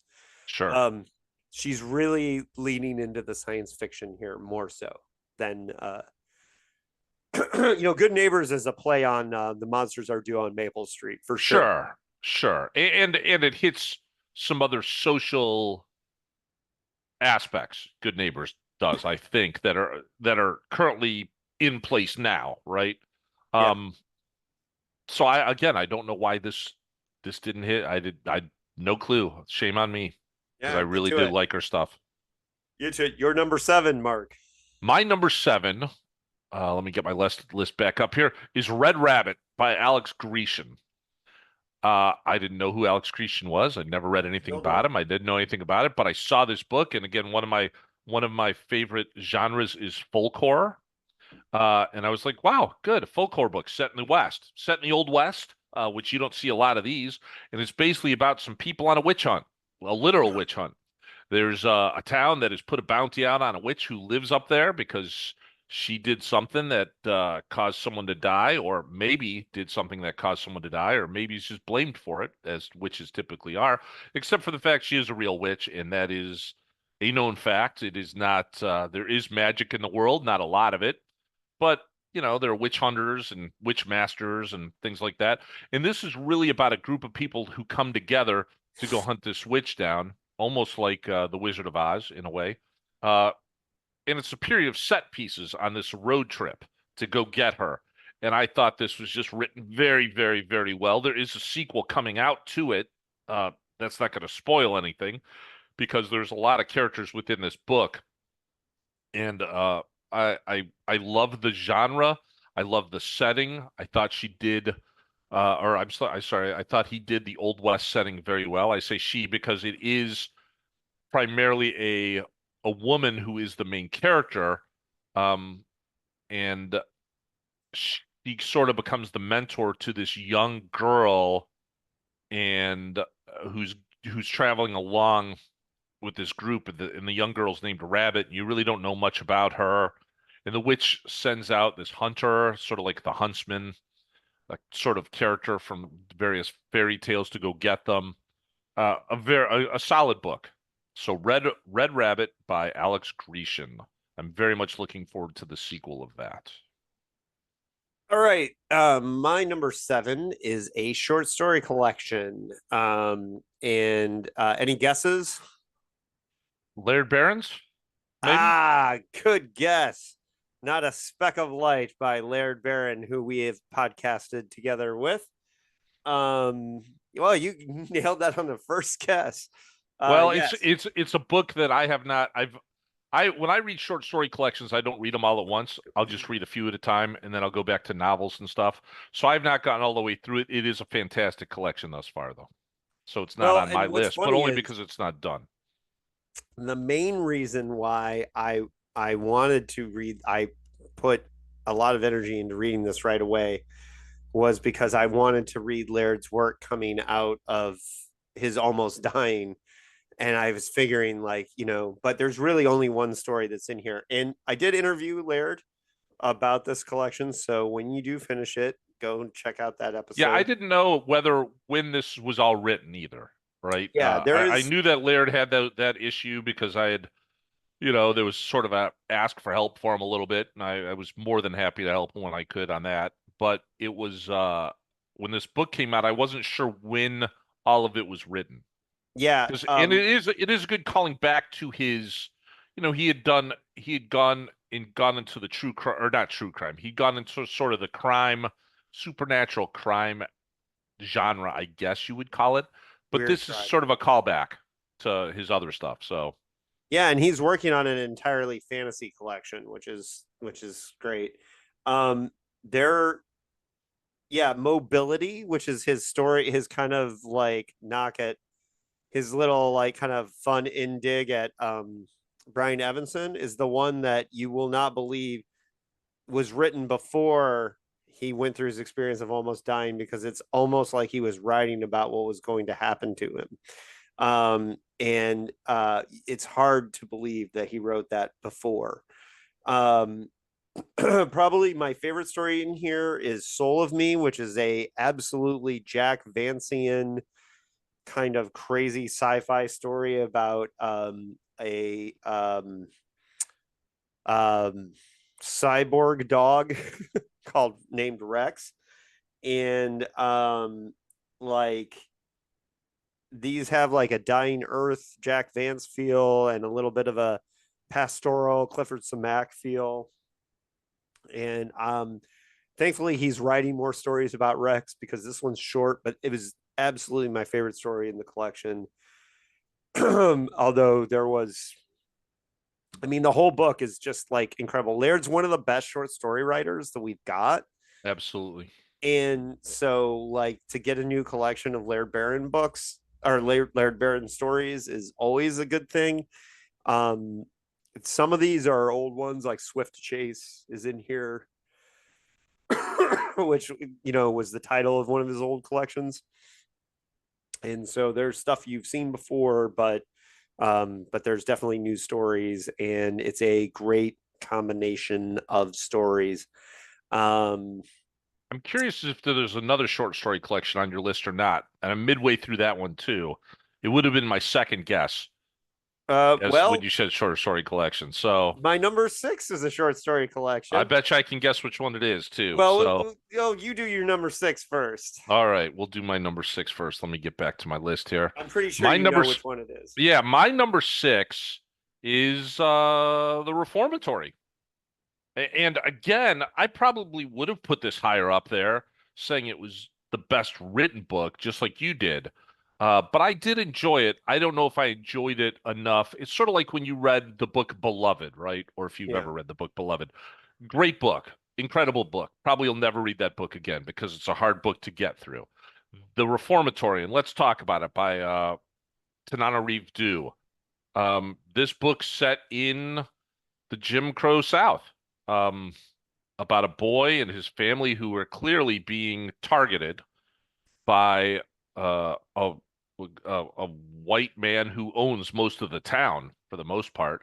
And he gets into a fight because he's defending his sister because the white man's son has eyes on his sister, and he ends up is it kicking or punching? I don't remember. But he gets sent to a reformatory, and this reformatory is based on a real reformatory.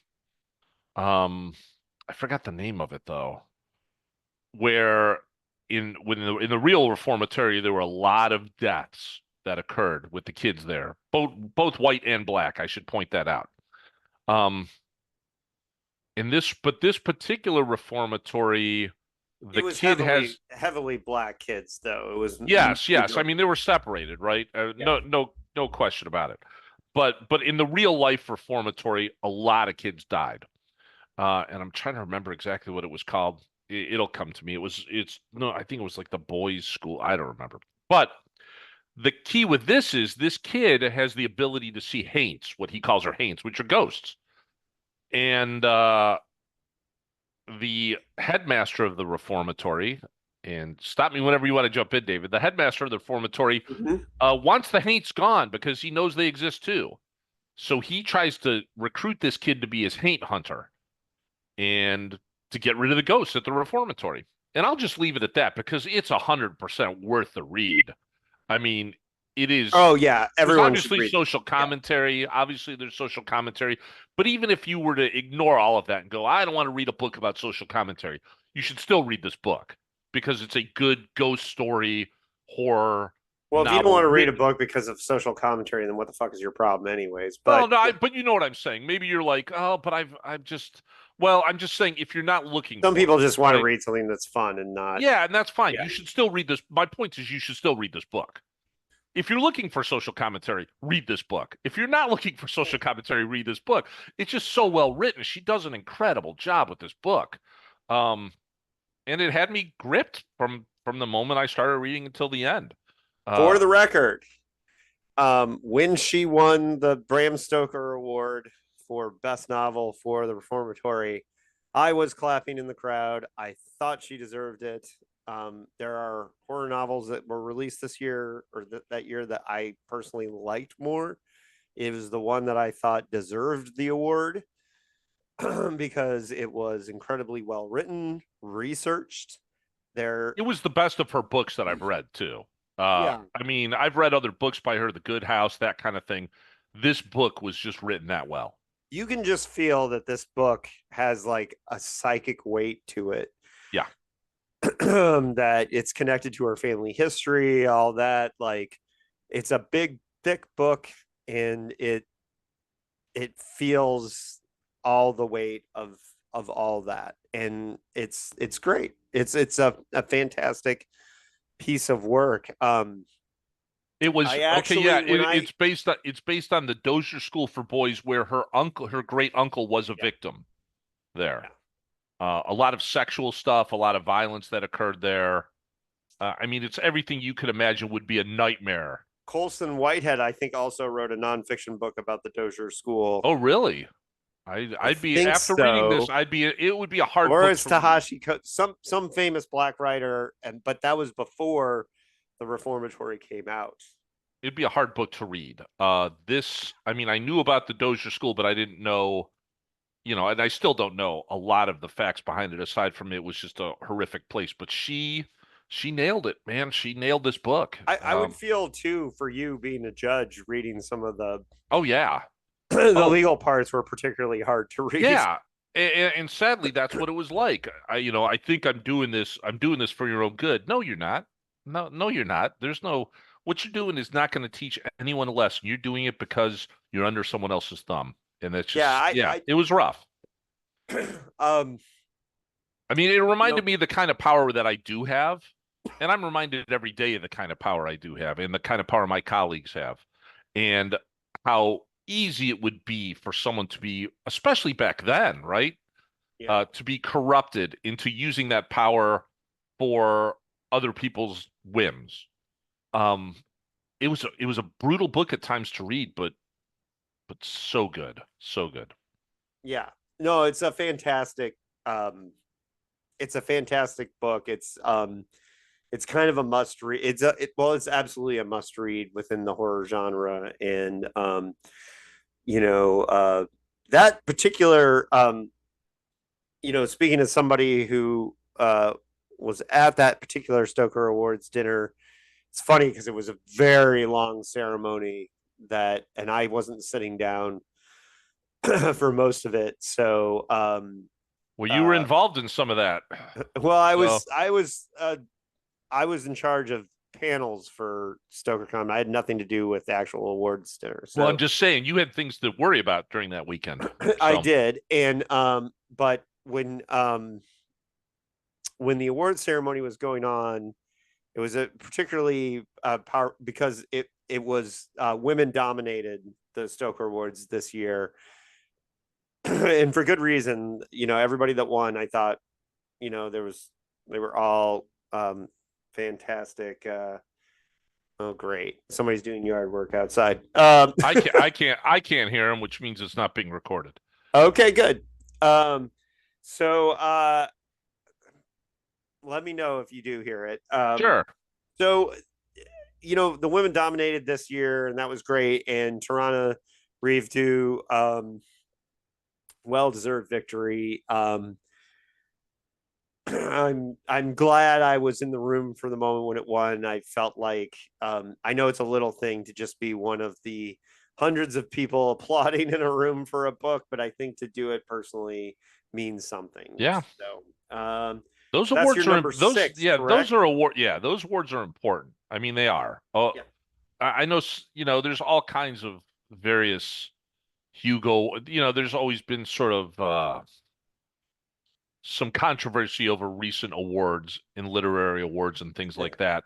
But the fact is, those awards are important, and it's important to recognize people because let's face it, you see an article in the newspaper. There are times when I've seen award winners who I've never heard of, and I pick up their book, and now they've got a new fan, right? And it Yeah. helps authors. It helps authors, not just Yeah. recognizing them. Speaking as the Wonderland Book Award nominated author of The Last Night to Kill Nazis, I agree. It means a lot. All right, my number six is a short story collection. Which one is it, Mark? This would be Good Night, Sleep Tight, I think. By Am I Brian right? Evanson. Yep, By Brian correct. Evanson. This is the other one that I was looking forward to this year, and I'm midway through.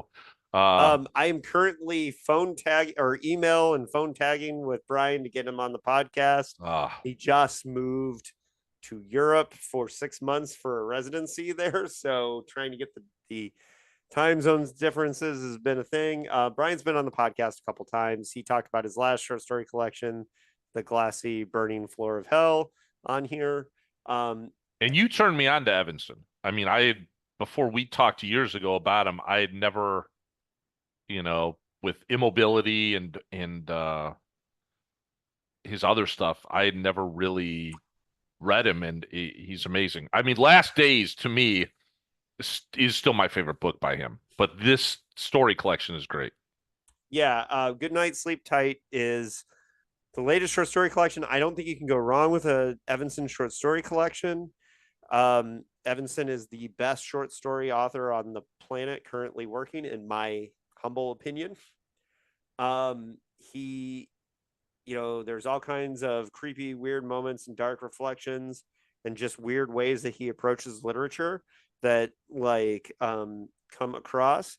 This book is very clearly influenced by the fact that he had a young son at the time when he was writing a lot of these stories and was sitting, and you can tell this is an author who's sitting at the end of the bed telling goodnight, saying goodnight to a young boy. And this is inspiring many of the stories. It's, just clear. He has told me he agrees with me on my favorite story from the collection, and that is a one called Imagine a Forest. Have you read Imagine a Forest yet? I don't think I have at this point. I Yeah. jump around, so I'd have to think about it. Yeah, Imagine a Forest is probably my favorite story in the collection. I'm not going to give away why. Yeah, I talked about it in my review. There's a way that the story kind of builds its reveals that are very impressive. Um, and just the way like he can take like a simple traditional science fictional concept and do it in a way that that really highlights his skill. So yeah, Good Night Sleep Tight by Brian Evanson. There's a lot of the themes are parenthood, bedtime stories, communication breakdowns, ecological collapse, post-humanism, what it means to be human or alive itself, weird, creepy moments, all kinds of dark reflections. It's Evanson in a nutshell. You cannot go wrong with an Evanson short story collection. So you What can I start at any Yeah. one. What I also liked about this, he's got his other prior books, you can piece them together and make a large painting out of them. But this book, you can tell, is different based on the cover, right? This Yeah. this this makes you feel like you're going to be listening to a story or reading a story, not that you're not reading stories, but a nighttime story, right? Well, and the title story is just a very traditional Yeah. horror story. Yeah. Yeah. Very good. Very good. Yeah. What are we Absolutely. at? Number five? Yeah. You're number five. All right, I kind of cheated here a little bit, but this is the way it's going to be. This is a novella from a collection of novellas, and you could probably guess this collection. Maybe you could, maybe you can't. From Spinabat Black Yarn, right? But it might not be the no Let me by guess which Josh one. Malerman. Which one? Is it the World Fantasy Award winning Half the House is Haunted? Nope, nope. Because I was going to say it's not the one that everyone loves. Is it Jupiter Drop? Because that's the one I loved. No, it's not. I'll just give you the quote, and you could just tell me, well, there's only two more left, which is there any greater sign of love than not drowning his children in the tub? Argyle. Uh, Is that the second one? But yeah, I don't know which one it was in the order. It's the one about the guy who's on his deathbed who reveals to his yes, family that yes, he's a yes. serial killer, but he's never killed anyone. And I just thought that concept was so freaking good. And he's celebrating at the end of his life. He calls all of his loved ones and all of his friends to his house to tell them that he's made it. He did it. He didn't kill any of the people he loves. So Yeah. he's successful in his life. And then it flashes back to different moments of his life with his friend growing up. And I just thought it was such a genius freaking idea. So And he I'm. writes it so It's well. And I know it's not Half the House is Haunted because and I like that one too. I didn't like it as much as everyone else liked it. Um, and I certainly did not like, I liked Jupiter the Drop Jupiter was Drop. my favorite. I So thought Jupiter Drop was good. The one I really didn't like was the cleaning machine. They buy it, whatever, whoever they are. It's like oh no, John see, and I love that one because it's very uh, PKD. I didn't like, I mean, it was. I just didn't like it where the two people are trapped in the tube, seeing all the things from their past come together, and they're still hating each other throughout the whole thing, even though you think they're going to get back together. See, what I Um, like about this collection, and I didn't have it on my list, but I do have Mallerman on my list, is that Mallerman was showing that, And I in have my not read the opinion, Mallerman. I still haven't read the Mallerman that's on your list. yeah. I assure So you I haven't. And that's my own fault. okay, so the thing about Mallerman in this collection is he's taking big swings and taking big risks, and I think that's one of the things that he's taking narrative risks with the concept. I know you haven't listened to my interview with No, I Josh about haven't. this I, book. s- I stayed away from it. Well, you finished the book, so you can go and Yeah, listen I to it. guess I can. You can go and listen to it now because I think with Argyle, you'll be really because we actually explore Josh and I like ways that it could have ended differently. And I literally was listening. I was reading it, not listening to it. I was reading it, and I was like, holy crap! How has this never? How has this concept never come up in literature that I can think of?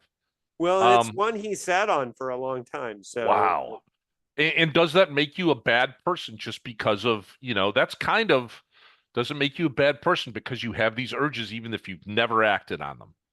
Um, and it was, but the way he described the old man, just he calls his friends in and he's like, "Oh yeah, there was this time I almost choked you with your tie, but I didn't, so we're all good." And his friends and his family are just horrified by the stuff he's saying. I almost killed you that one time at that party. I was so close. Uh, just all right. I really liked it. It was humorous, but it was just this cool concept. And Malerman takes swings anyway. I think Malerman takes swings all the time. The book that I haven't read, which is I'm sure up Is there a for you, massive swing. is a massive swing, right? But going back to his other stuff, it's all big swings. But for some reason, this novella just was like, wow, it just stuck with me. I loved it, loved it. Argyle, Well, but read the whole book. Spin a Black Yarn. Read the whole book. I didn't like the washing machine, the house cleaner or whatever it but I was. did, so people Yeah, I like mean, it's know. he takes. You can tell he's taking swings because again, everyone has a different view of these stories. A lot of people like Half the House is Haunted. Oh, do you like Juniper Drops? Some people you like the other one. I like this one. He just does a really good job with it. Fantastic. I will go back and listen to it now that I've read the book. One of the things that was fun for me as somebody who's interviewed Josh multiple times is I really heard Josh's voice in Argyle. Like I That's almost like that's heard kind him. of terrifying, but okay. Well, no, it's not what the person was saying. I know what How you're it saying. was being said is like I could almost hear his joy in him reading it out loud, like as in like executing the concept. Um, Yeah, yeah. yeah, I mean, what he does, it's that story. And I don't want to say it's like It's a Wonderful Life, but it's that story, that what if story. What if I had done things differently in life? Except it takes it to the extreme, meaning, what if I had really just been the most horrific person you could ever think? But I'm not because I didn't do it. But he is still potentially a pretty horrific person. And what I also found interesting was this book and I didn't realize it at first, but maybe I've never noticed in Mallerman's writing, and maybe it's only this book and Goblin, they all sort of take place around the same towns. Like yeah. Goblin takes place in towns, but he refers to it. Sam He sort of Hatton in this case. have Yeah, has he done that before yeah, in his and novels? I Goblin. haven't really noticed it. Yeah, Well, besides Goblin, yeah. but he, I don't Well, I think the remember. attempt with Goblin was to make it kind of look like a novel, since like collections Sure, are a little sure, harder to market. Um, sure. But but the whole Sam Hatton thing was interesting. I thought it was a cool little thing there that he yeah, we does. talk about that in the interview. All Yeah, right, I'll yeah. take a listen to it. Yeah, yeah, you should. Yeah, you should listen to it. We get into a little bit about.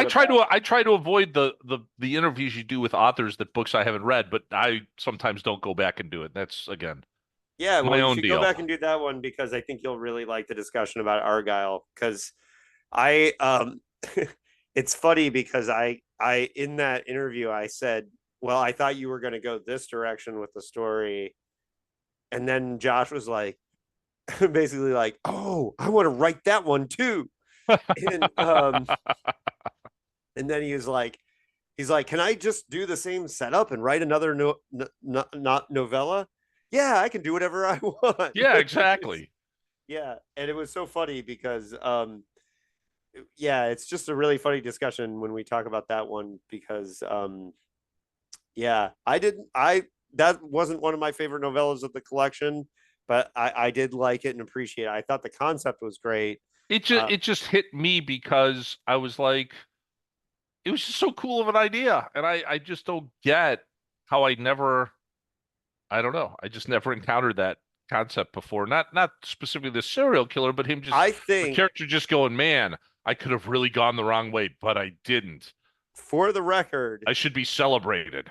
for the I mean, record, your number 5 pick should be Spin a Black Yarn because of Argyle. it should be. It should be. Yes. Argyle was that strong of a story. I mean, the only But reason I pulled it out is because I thought it deserved its own highlight. Maybe that's why. okay, Because well, I did like the other stories in it. I mean, I did aside from the washing machine, but whatever. I that just I felt thought was great. So, all right, my number anyway. 5. Everyone go read the book who hasn't read it. Make up your own mind. My number 5 is a local author, a San Diego author, and it's Make It Stop by Jim Ruland. And look at the confusion. He's Yeah, never. I've never heard of this author. Yes, you probably have. Jim Ruland is mostly known for writing biographies of punk rock bands. He co-wrote the autobiography of Bad Religion and Keith Okay. Morris of the Circle Jerks, and he also wrote Corporate SST Rock. record, SST Records, right? Yep, yep. Okay. Yeah, yeah, But yeah. this is Jim's I believe second novel, but most recent novel, new release, Make It Stop. And this book is not marketed as science fiction, but it is a healthcare dystopia. It is, I described it as a crossing the vibes of Fight Club and Scanner Darkly. um, and which is a really interesting combination. But this book is about an underground group of vigilantes who break people out of rehab hospitals, and hospitals that are not releasing people because they owe too much money. So there's this thing that's been happening where people will voluntarily commit themselves to either rehabs or to hospitals, and then because they are being charged exorbitant amounts, that the facility will not release them until they pay these massive amounts of money that they cannot afford. And then all these people are getting, especially in Florida, this is happening a lot, and this was in the New York Times recently. And but the idea is that there's this vigilante group that breaks people out of these hospitals, and there's also a new drug on the street that is getting people put or is it's called cannabis, that is like kind of a science fictional drug, kind of a substance D type drug, and it is driving people to these rehab facilities, and in massive numbers. You can see where this might be going. Yeah, I have absolutely just put this on my list. So I just, while we were talking, I went to my list of books that I have in my database and I typed it in there. So Yeah, I'll have to check it out. I Definitely. read this in one sitting on my flight to Portland for BizarroCon. It was a great one sitting read on a flight up the West Coast. I read the first 100 pages between my apartment and getting on the plane. So, and finished it on the plane. It's not a very far ride. Um, Jim is a rad dude. It was a sailor, and he's helping me with my submarine facts for an upcoming book. Um, My submarine facts. I All interviewed right. Jim. I interviewed Jim for the podcast about this book. Read it, get it, listen to the interview. Jim's a fucking rad dude. I love him. I see him at book events all the time in San Diego, and I'm always stoked to see him. So, Make It Stop by Jim Rulin. Wow. Um, All right. does my appreciation for Jim bump it up some? No, it is a great book. My appreciation for him makes me happy about the fact that it ruled. His SST book is phenomenal. His nonfiction books are great. Um, Jim rules. Okay, Awesome. Mark, you're number four. My number four, again, I'm cheating here. Because I put two books at number four for a very good reason, though. First of all, I read Fever House, and I know that made your honorable mentions, and I talked to you about it very, very like for like 2 minutes when I saw you in April before the eclipse, and you were like, "Oh yeah, yeah, yeah, I read it, Cursed Object." And I was like, "Yeah, that's it." For some reason, Um, I really like the writing. Um, Interesting point of fact that this is your number four is yes, that I had a very long conversation with Jim Rulin, who wrote my number five and your number four, Keith Rawson, at StokerCon. I had a specific conversation with the two of them for a long time. So it's weird to me that they're back to back books on this one. so, but what really makes this my number four is I added the second book in there because the second book I've heard the was second book is was phenomenal. freaking amazing. Yeah. And I don't want to tell you why it's amazing because I it'll know kind of, I've heard a little bit about yeah, there's I don't want to, it's two different time period. Whatever. It's a continuation of the first book, but after some time has elapsed of the events of the first book. The second book is called Devil by Name. So the Fever House / Devil by Name is my number four book. It is The second book just brings it home. Man, so good. It goes far beyond that concept of just a cursed object. It goes into sort of society. It goes into what happens if society, and we've all read post-apocalyptic books. I mean, we've read The Stand. We've read all kinds of post-apocalyptic books. Uh, this is a little bit different. What happens when society breaks down? The first book is sort of the cause. The second book is sort of the effect. And and can you come back from that? Even if there's a way to come back from that, are there those who would want it not to come back? Um, Very good. And I don't know where I know a lot of people also say the second book is better, but the second book is sort of what when I put them both together, and they need to be, I think they should be read together. I think when I finished the first book, I got I was able to get an arc for the second book, and I read it right away. So I read them sort of back to back. Phenomenal. Great storytelling, great characters. It certainly doesn't go where you want it necessarily to go or think it should go. At the end, it kind of gets to where it probably should go. Um, no, really good.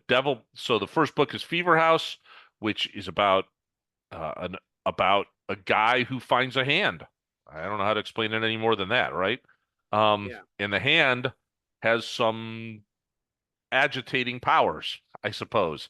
And where the origin of the hand comes from and why the origin of the hand is there. And there might be an angel involved, and there's some divine aspects to it, and there's some religious aspects to it. There's some demonic aspects to it. And then there you find out maybe there's some other objects and why those are the way they are too.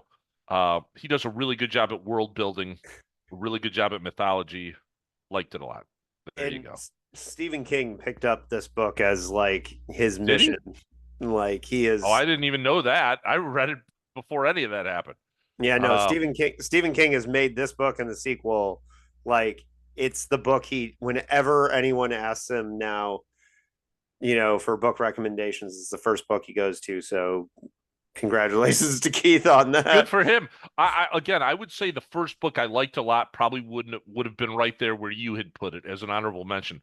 The second book just goes. Psh. I mean, I love the second book, and I can totally see why Stephen King would like this book, right? Because you kind of know what he's looking for in books. Yeah. I can see why he would like this book. I told Keith, yeah, that's cool that Stephen King liked your book, but the greatest compliment I think your book will ever get is the fact that I can smell one of your characters.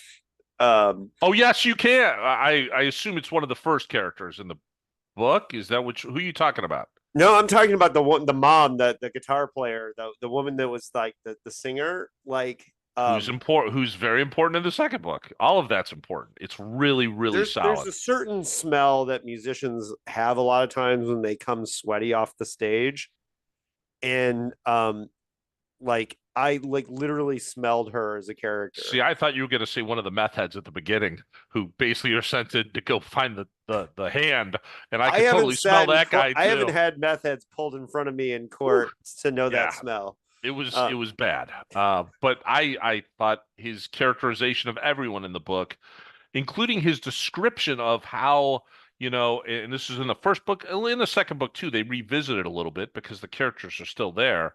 Um, about how the kid was going sort of dragged on tour with his parents, right? It's about, and well, stuff like that. and Keith was supposed to come on the podcast, and it was my fault. The night our doggy Iris died, the night I was Uh, supposed to interview Keith, and I never got back around to it, but I did get a chance to talk to him at StokerCon and had a really great conversation. And like I said, ironically, I was sitting with Jim when he came up and we started having a conversation because I could imagine. I mean, Keith is pretty clearly knowledgeable about music too, and sort yeah. of that music scene. Well, Um, yeah, and Paul Tremblay too. So there's got into Paul Tremblay and I wanted to talk to Jim a lot about our favorite Bad Religion songs, with him yeah, because and um, he has a short story collection which is pretty good too that came out a couple years ago. Folk songs for trauma surgeons. I like that too. So I do like Keith, and I'll be looking forward to seeing what he writes next. Uh, And by the way, the correct answer for best Bad Religion song is Henchman. So yeah, I could see it. it's a good one. Although A Thousand More Fools, of course, is a good one too. All right. Was that your number That four? was my number four. All right. My number four is Incidents Around the House by Josh Malerman, who we've already been talking about. I love a good haunted house novel. Um, but uh, like the genre in general, it's hard to break new ground. Um, Here's the thing: it's not a haunted house novel. um, you with the title, what it is, and the setup, it's very clear to the kind of the part of the misdirection is to think that what you're getting into is a haunted house novel. If you don't want anything spoiled, I'm not going to go into heavy spoilers. Um, I think the secret has gotten out about what this book was about. I got a chance. I don't know what that secret is. I remember sitting in Bloomington with you and D. Harlan Wilson talking about this book because it had just you had read a copy of it. Yeah, it Um, wasn't out and yet, but and yeah, it seems, and I have the book. Again, I just haven't read it. Um, I don't. And you said he landed the because when you hear the concept, you're like, really? I mean, yeah, uh, I'm gonna read this book and I'm gonna enjoy it. Okay. yeah. Sounds like an The first 20 pages, I thought there's no way he can keep this up the whole book. you Um, can go ahead and say what the concept is. I mean, I know what yeah, it is, it's and a I first it's not a person big narrative. secret. It's a first person narrative from a child's perspective. Um, And not just a child, like was like 5 or 6, something like that. I mean, a young Very young child. child, and this child has an imaginary friend, There you go.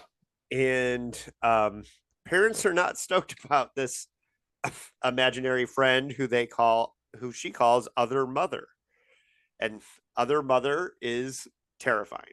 It So gives you a little. It gives you some Coraline vibes, a little bit. Just hearing the concept does, but it's much more than that, from what I understand. But yeah, I have not read this book, and shame on me. and one of the things about Mallerman is that a lot of these books have been he's been working on them for years. It seems like he's just chugging out new books all the time, but he writes years out, and I know he just said he finished his like 44th novel or something like that recently. But we talk a little bit about this book without spoilers in my Let me Spin a Black Yarn episode. let me ask you something about Mallerman because you've talked to him, you know him, and when someone who writes like that, because obviously King has written like that at times, although he writes by the seat of his pants. Just do they just Allegedly, do yeah, which look, there's a lot of not all the allegedly. time. There's an That's the thing is, I allegedly. think you can tell when he's riding by the seat of his pants and when he's Yeah. playing stuff out. Does someone like Mallerman in their writing style, does he just start a story and goes, I can't, I'm locked in, I got to put it away, and then he picks up another story? And because I don't see how if I were a writer, and I've written stuff before, but I couldn't jump around like that. I I mean, don't but think he someone who's jumps so around. prolific. Well, what I'm saying is, putting something aside and then starting something else because he's written, Yeah. I don't remember if 40 it's this one books. or not, but Mallerman, he's a music guy too. There was one book, I think it might have been this one. There was one book where he talked about how he didn't listen to music on one particular book, and it made the book so much creepier because, like, he said he would have times where he just had to like walk downstairs and be like, "I got to stop writing." I think it was this book, but Instance Around the House is it is one of the creepiest books written in a long time, and one of the reasons why it's so creepy is because Mallerman was obviously creeping himself out, and you can tell, and he's not cheating. King is one of the few first person narrators that never cheats. Um, and Dolores Claiborne later are good examples of King not cheating the first person narrative. His recent novella that kicks off You Like It Darker also. Um, but Mallerman does not cheat in this one. There are a couple scenes that come close, because we're seeing some of what the parents are saying around the child that kind of get close, but he walks that line, and I did not think he could keep up a whole novel as thick as it was. I assumed when I was reading the first 20 pages that was like, oh, this is the prologue from the child's perspective, and then we'll get into the novel. And the fact that he did the whole thing, uh yeah, it's not going to be for everyone, and not everyone's gonna appreciate it, but you have to. I would say this. You and I have talked about the cheating concept quite a bit. I'm interested to see how he avoids that in this novel. Because Yeah, not only are you not cheating, you're not cheating with like a five or what, however old these kids are, which yeah, makes it even harder because yeah. you're leaving out tons of narrative No, somewhere. and there's a lot of stuff where you as an adult are filling in the gaps, and Josh knows exactly what he's doing with that. He Well, knows the moments when you're going to fill in those gaps, and he uses. And this is one of the things that's so brilliant about this novel, and why it's number 4 on my list. Could have been higher. Is that what Josh is doing? Is there are so many moments where he is taking you to the edge from a child's perspective, and he knows you're one step ahead of the person narrating the story because you're an adult, and you know, okay, and you know what's going on, and that child doesn't. And where there are times where you want to be like, no, no, no, no, don't go in that room. Don't you answer other mommy, don't you answer other mommy right now. And you all know right. so that is one of the ways that the book really works. And uh and Josh, if you're listening, you're a goddamn genius. I'm consistently jealous of your ability and everything, basically your ability to do all this and still play guitar and be handsome and all that. uh, Be handsome. Josh, you rule. And on top of it, you're a fucking nice guy. So, um, just you rule, and you deserve And everything, look, his all the book, accolades. and he does something different with each of his books, right? Yeah, I mean, he does. That's the cool thing. yeah. And Josh is yeah, he's great, and also really fun to talk basketball with. So Poor look, Detroit Pistons fan. Um, and congratulations on your Lions being good for the first time ever. Um, no, they've won four before. And I'll just say this in case he ever listens to it. I don't hate the Detroit Lions. I'm a Vikings fan. I hate the Bears and I hate the Packers. But I will say this. You guys literally are having your best season ever, and that's fantastic. Well, the Vikings are 13-2 with the rebuilding year. Okay, go ahead. Let's continue. yeah, okay, let's not get into NFC North talk. Your number 3, Mark. My number three. This was a book, and I'm hesitant to bring this up because this is going to be a sore subject for David. Um, because this book, if I'm not mistaken, had I read it correctly, this book beat your book out at the Wonderland Book Awards, No, which was, no, I I think know, I'm just joking. I'm just joking. Give you a hard time. Edenville by Sam Rebelline. I haven't read it yet. I went into this book not knowing what to expect. And so I'm not going to give you a lot of spoilers. It's about a guy who writes a book and he writes this book and it gets noticed by this college and they're like, "Hey, we want to bring you in as a guest lecturer, guest teacher." And he's like, "Okay, that's great. It's all he ever dreamed of doing." But the inspiration for the book came to him in dreams. And as you go along, this has some cosmic horror to it. At first, I was like, I don't know how much I'm going to like this. This is really not, but man, he brings it all together. Um, I, I don't want to say a lot about this book. It has to do with a cursed town, curses within the town. It has to do with why did they select him to do this? Was it just because of this book that he wrote that was so good that he wrote it? There's a lot going on under the surface of this town of Edenville, which takes place in this county, which again, everyone seems to have a curse or something bad happens to everyone in the county. So much though, so that he's writing a book, and I have I got the arc for it, but I haven't read it yet, which is a book of short stories about various people in this county, which comes out next year. Um, in the sad stories that these particular people have. I loved. This book wasn't. This goes back to, were these books as well written as the Reformatory? No, but these books were fun. My last three books were fun to the point where I enjoyed picking the book up. Sometimes you read a book, like I said, most of my books this year were mediocre, but this book I enjoyed picking up every time and just reading it and seeing what was going to happen next. It's And it's I, funny I you just should thought it was great. it's funny you should mention that because my next book, there's no metric where I could argue that it's a better book than the Reformatory. Yeah, But but these are fun. My last three books or four books or whatever are fun books. This book was fun. I laughed at this book. I thought it was goofy at times. It's goofy as shit at times. But well worth the read. Check it out. Edenville by Sam Rebeline. I'd never heard, this is another guy. I think this might have been his first book. Uh was he nominated for a Stoker for first book on this? Maybe. mhm. I was absolutely, I'm sold on this guy. Good writer. And if I'm not sold on this guy and his next books are crap, read Edenville and you'll go, wait a minute, I understand why his next books are crap. Because it's sort of a meta story as to why someone might have an incredible book and not be a particularly talented writer. Um, it's really good. It's really, really good. Well, he better be good since he beat me on the Wonderland. Look, I Just liked your book too. I liked your book a lot. I told you that. kidding. Go ahead. And if that might be the sequel book you're writing, and I'm not saying it is because I don't know, I'm looking forward to it.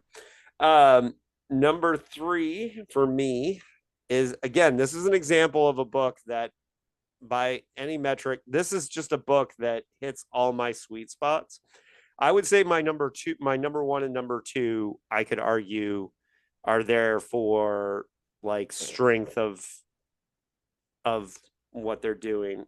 I do think my number three book is an incredible book, but it's probably at that high of a position because it just hits my particular funny bone, or not funny bone, but my Scratches that imagination. itch. Yeah, Scratches it that itch. scratches my itches in a way that nothing else does. And it's by somebody who was very high on my list last year, and that's Circumference of the World by Lavi Tidar, the Israeli-born British, well, he lives in Britain now, author.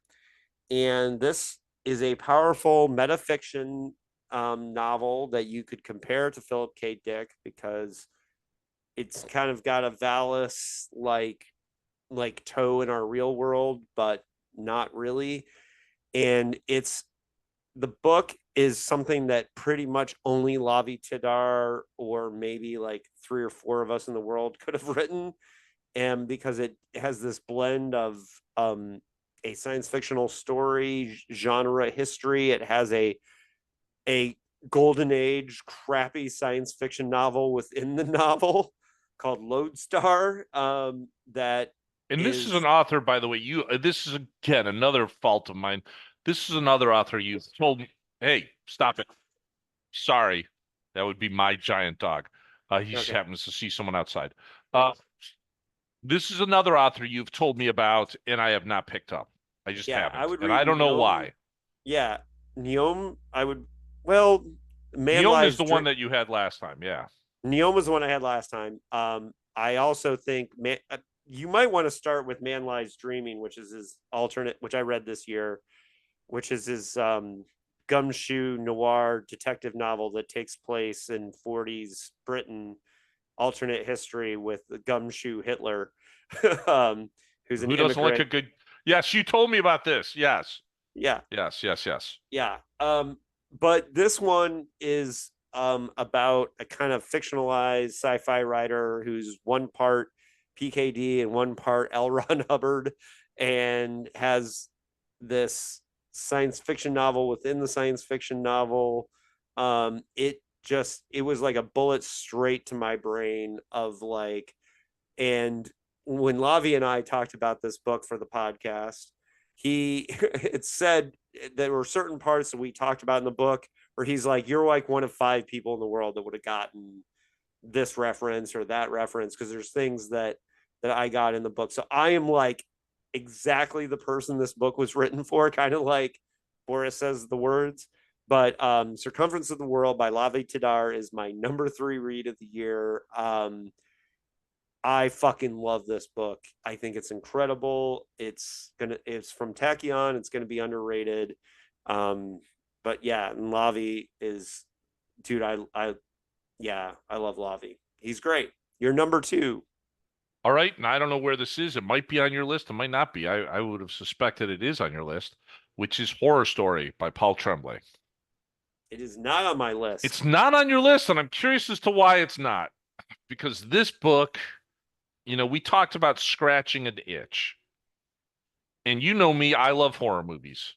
And he did something with this book, which I thought was freaking genius. Did you read the book? I assume you've read the book, Yeah, right? yeah, I read it. And again, I'm curious as to why you're just like, yeah. Uh, the fact that he wrote the script the I'm way like he the one. wrote it, I'm the one Paul Tremblay fan that thought Paul Bearer's Club was better than horror movies. I just didn't. Paul Bearer's Club was good, and a lot of people were like, "Oh, this is kind of a rehash of that." I don't think it is at all.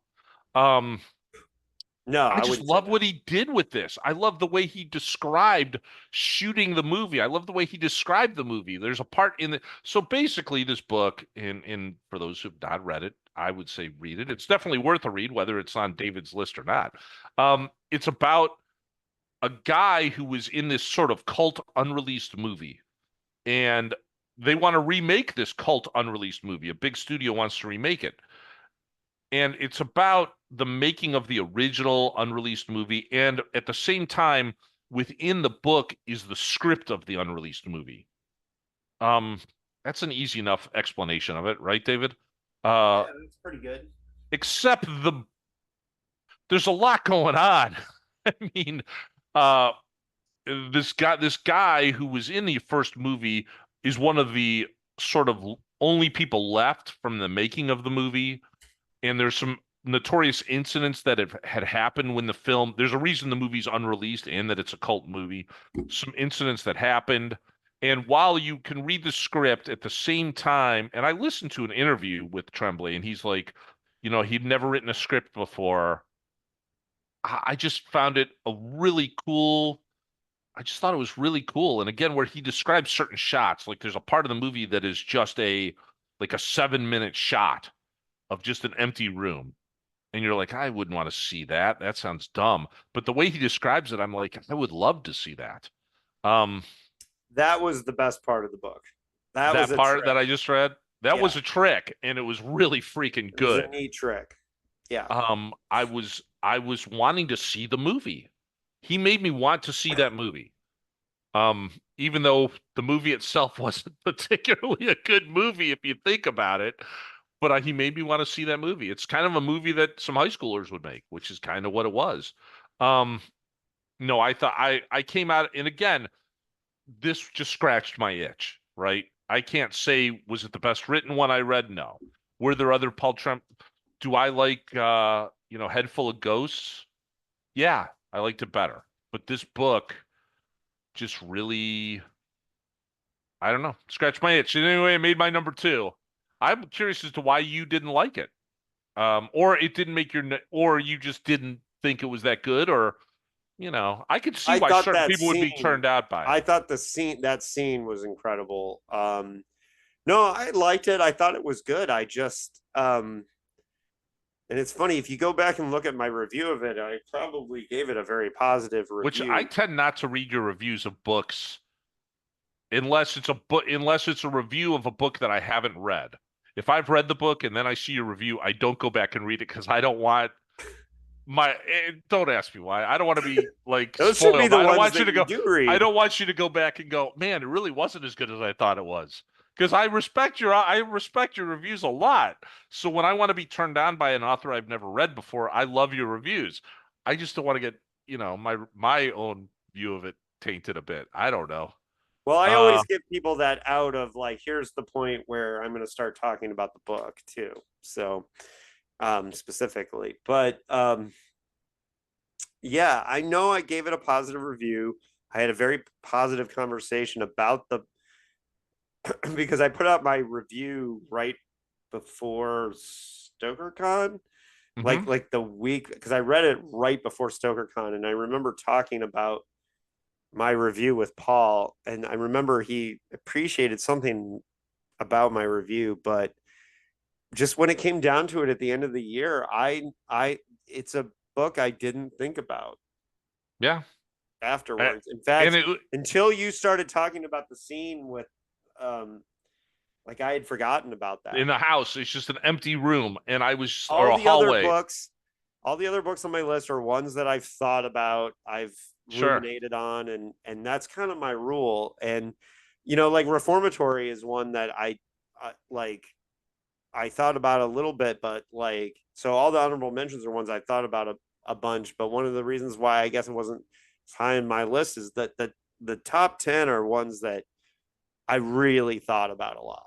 Yeah, I thought about this a lot afterwards. I was just like, wow, he just did a trick where he made me want to see this movie that didn't really exist, right? Well, and let's talk about my reviews for a Is second. Paul the math teacher? He's a math teacher, right? Yes. Yeah. So that even made it more interesting to me because it's written.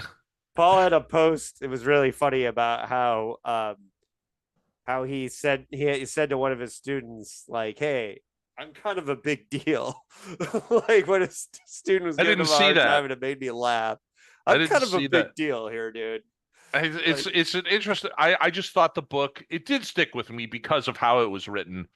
And I've been to and you've been to those conventions. You've been to fan conventions, and yes, there's scenes that take place at the fan conventions, and they're like, "Hey, let me see your finger," I and that's think a one. plot point in the movie and or in the book and I the movie. Um, and it's about I think obsession this. almost a little bit.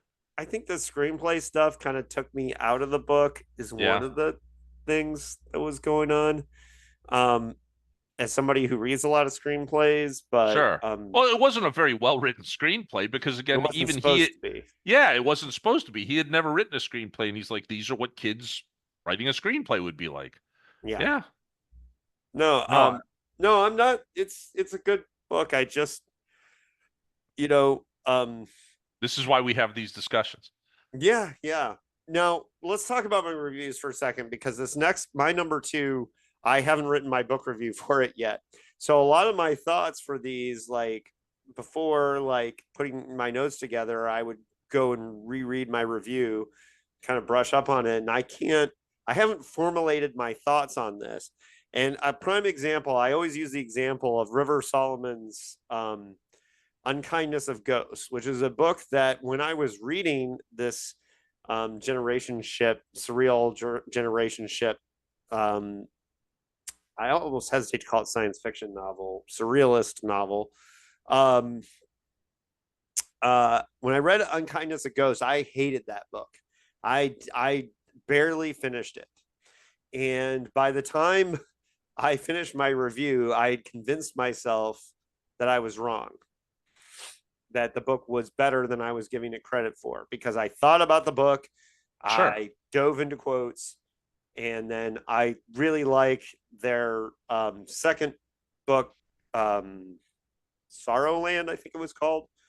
Um, and I'm going to read River Solomon's haunted house novels coming to me soon in the library queue. So I have not fully digested my thoughts for this book because I literally just finished reading it a couple days ago, and I have not written my review for it because I'm ass deep in editing my own novel right now. And so my number two book of the year is Buffalo Hunter Hunter by Stephen Graham Jones. It is the third Stephen Graham Jones book I read this year. He's been Um, putting them out, man. He's been putting them out. I listened to the audiobook of The Babysitter Lives, which I liked. I am not a huge fan. So I say this specifically so I do not get accused of hyperbole for a guy that I'm friendly with. Um, uh, I was not a particular fan of the Jay Daniels trilogy. I thought Don't Fear the Reaper the second was the best of the three. And I did read Angel of Indian Lake this year, and I actually had a hard time finishing it because I'm not a slasher guy. I don't like slasher movies. I'm not slasher stories do not interest me very much. Okay. So Steven, um, I hung out with Steven both at StokerCon and at PKD Fest. And first of all, he did us an amazing favor by coming and doing PKD Fest for for I just asked him with like 2 weeks to go, like, hey, do you want to come be on a live podcast with Jonathan Lethem at this tiny bookstore in the middle of this tiny town in Colorado where Philip K. Dick happens to be buried? And he did. And we went for like drinks and french fries afterwards in Fort Morgan. And sitting there while sharing a plate of french fries, I asked him what he was working on, and he said, I'm doing a vampire novel called Buffalo Hunter Hunter. And he gave me a little thumbnail pitch of it, and immediately I was like, I think I'm going to love this book. Buffalo Hunter Hunter is a vampire novel set in Blackfeet Indian Territory in 1912. And it has kind of an epistolary, like there's a character who finds this journal of his grandfather, who was a Catholic priest, who was taking confession from a Blackfeet Indian, um, who yes, he's a vampire. I mean, there's no way to get around talking about it, but it is not a traditional vampire novel in the sense of like it is all written from it. It is the story of this Blackfeet Indian talking to um, this Catholic priest in confession, who he calls three persons. It's written in kind of Blackfeet dialect, all the names, everything. Um, it is a masterpiece. It's incredible. It is maybe the only good Indian, might be still my favorite over it. But I consider the only good Indian to be a complete and utter masterpiece. This, Stephen wrote a fantastic werewolf novel with mongrels. Mhm. Fantastic. That website We Rate Dogs, or the Twitter page, and then they're like they rate every dog 14 out of 10. you know, this is a 14 out of 10 vampire novel, like on All every level. right. All right. It's one I'm gonna read. It's just, Yeah. I wasn't, and I think Steven is a great writer. I haven't, I didn't think his last couple were great. The trilogy. It just didn't. Coming off of the Only Good Indian or Only Good Indian, it was a tough act to follow. And Yeah. Chainsaw and that stuff, it just to me didn't follow it. Wasn't a good follow up, in my opinion. Well, I think the best thing he's written in the last couple of years was The Babysitter Lives, which is an Audible original. So, it kind of got lost. And that's a haunted Yeah, house novel. Um, which I have not listened to. So and I highly recommend it. I have an Audible credit, so maybe I'll jump on there and grab that. Yeah, I got it from the Libby app, but and it's good. Uh, but if he had followed up The Only Good Indian with this novel, we would be like, holy shit, like he's entering this new phase. In between, he did these books that are very commercially successful. They're Um, huge. That whole Angel, whatever it's called, the Angel, not Angel Falls, is it? Angel Falls trilogy, something. Uh, I but always call it the Jay Daniels trilogy, but it's the chainsaw. Yeah. yeah, Um, yeah. So I mean, I, I'll I absolutely think give it a this try. is I'm stoked to see. I'm stoked to see him back to that form from Only Good Indian because I He's thought it was, and Mongrels. I mean, I love those books. um he is in a zone in this book. I can't even tell you. I cannot even tell you. If you don't like Old West stuff, you may not like it. Yeah, um, well, like I said, my one of my books in my top 10 is an Old West book, so I'm going for it. yeah, Absolutely. and so I think the historical horror novel aspect of it. Oh, this isn't even out yet, is it? No, it's No, it not. doesn't come out till March. All right. Well, I guess So I'll be waiting. um, and I will be having Steven on to talk about it, but I'll probably hold off the episode until the book comes out. Um, and yeah, both might. Um, well, I'll get to that when I get to my number one. But I can't say enough. Like, um, yeah, get. I don't know what's gonna come between now and then. What books will be released in the next year, but this is already a contender for a Stoker Award because it's just a fantastical, and it says a lot about a lot. It has a lot to say about America. It has a lot to say about the Old West, and it has a lot to say about the kind of state of vampires. And the word vampire is almost never uttered in the book. All So right. Very your good. number one. My number one, and this is a book that I guess could have fallen into retro reads because it came out a while ago.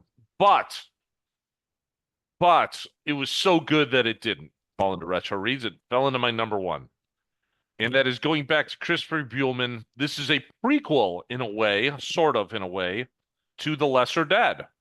And that is called The Suicide Motor Club. So I read The Lesser Dead and I listened to it and I thought it was so phenomenal that I mentioned it to David and you thought it was very good too. And I even started communicating with Christopher Buehlman. I was like, "Look, I loved your book. It was one of my books of the year. What what should I read next?" And his first thing is, "You need to read Suicide Motor Club." He's like, "It's totally different, but it's still in that same universe." And man, was he right. And it happens to be another vampire book. And Lesser Dead has to do with vampires. And it sets up Lesser Dead, as you remember, sets up certain rules for vampires, which about mesmerism and that kind of thing. And Lesser Dead does a couple other tricks there, which makes it phenomenal.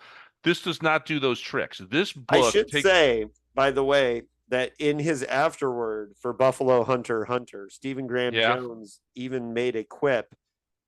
I wasn't sure there was a need to write a vampire novel when The Lesser Dead by Christopher Buehlman existed.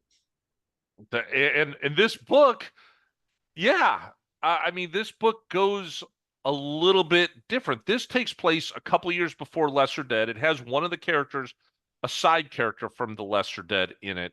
And what it is, it's sort of a road novel. I need to pull this up here because I don't want to get my facts mistake on it because I think it's that good of a book.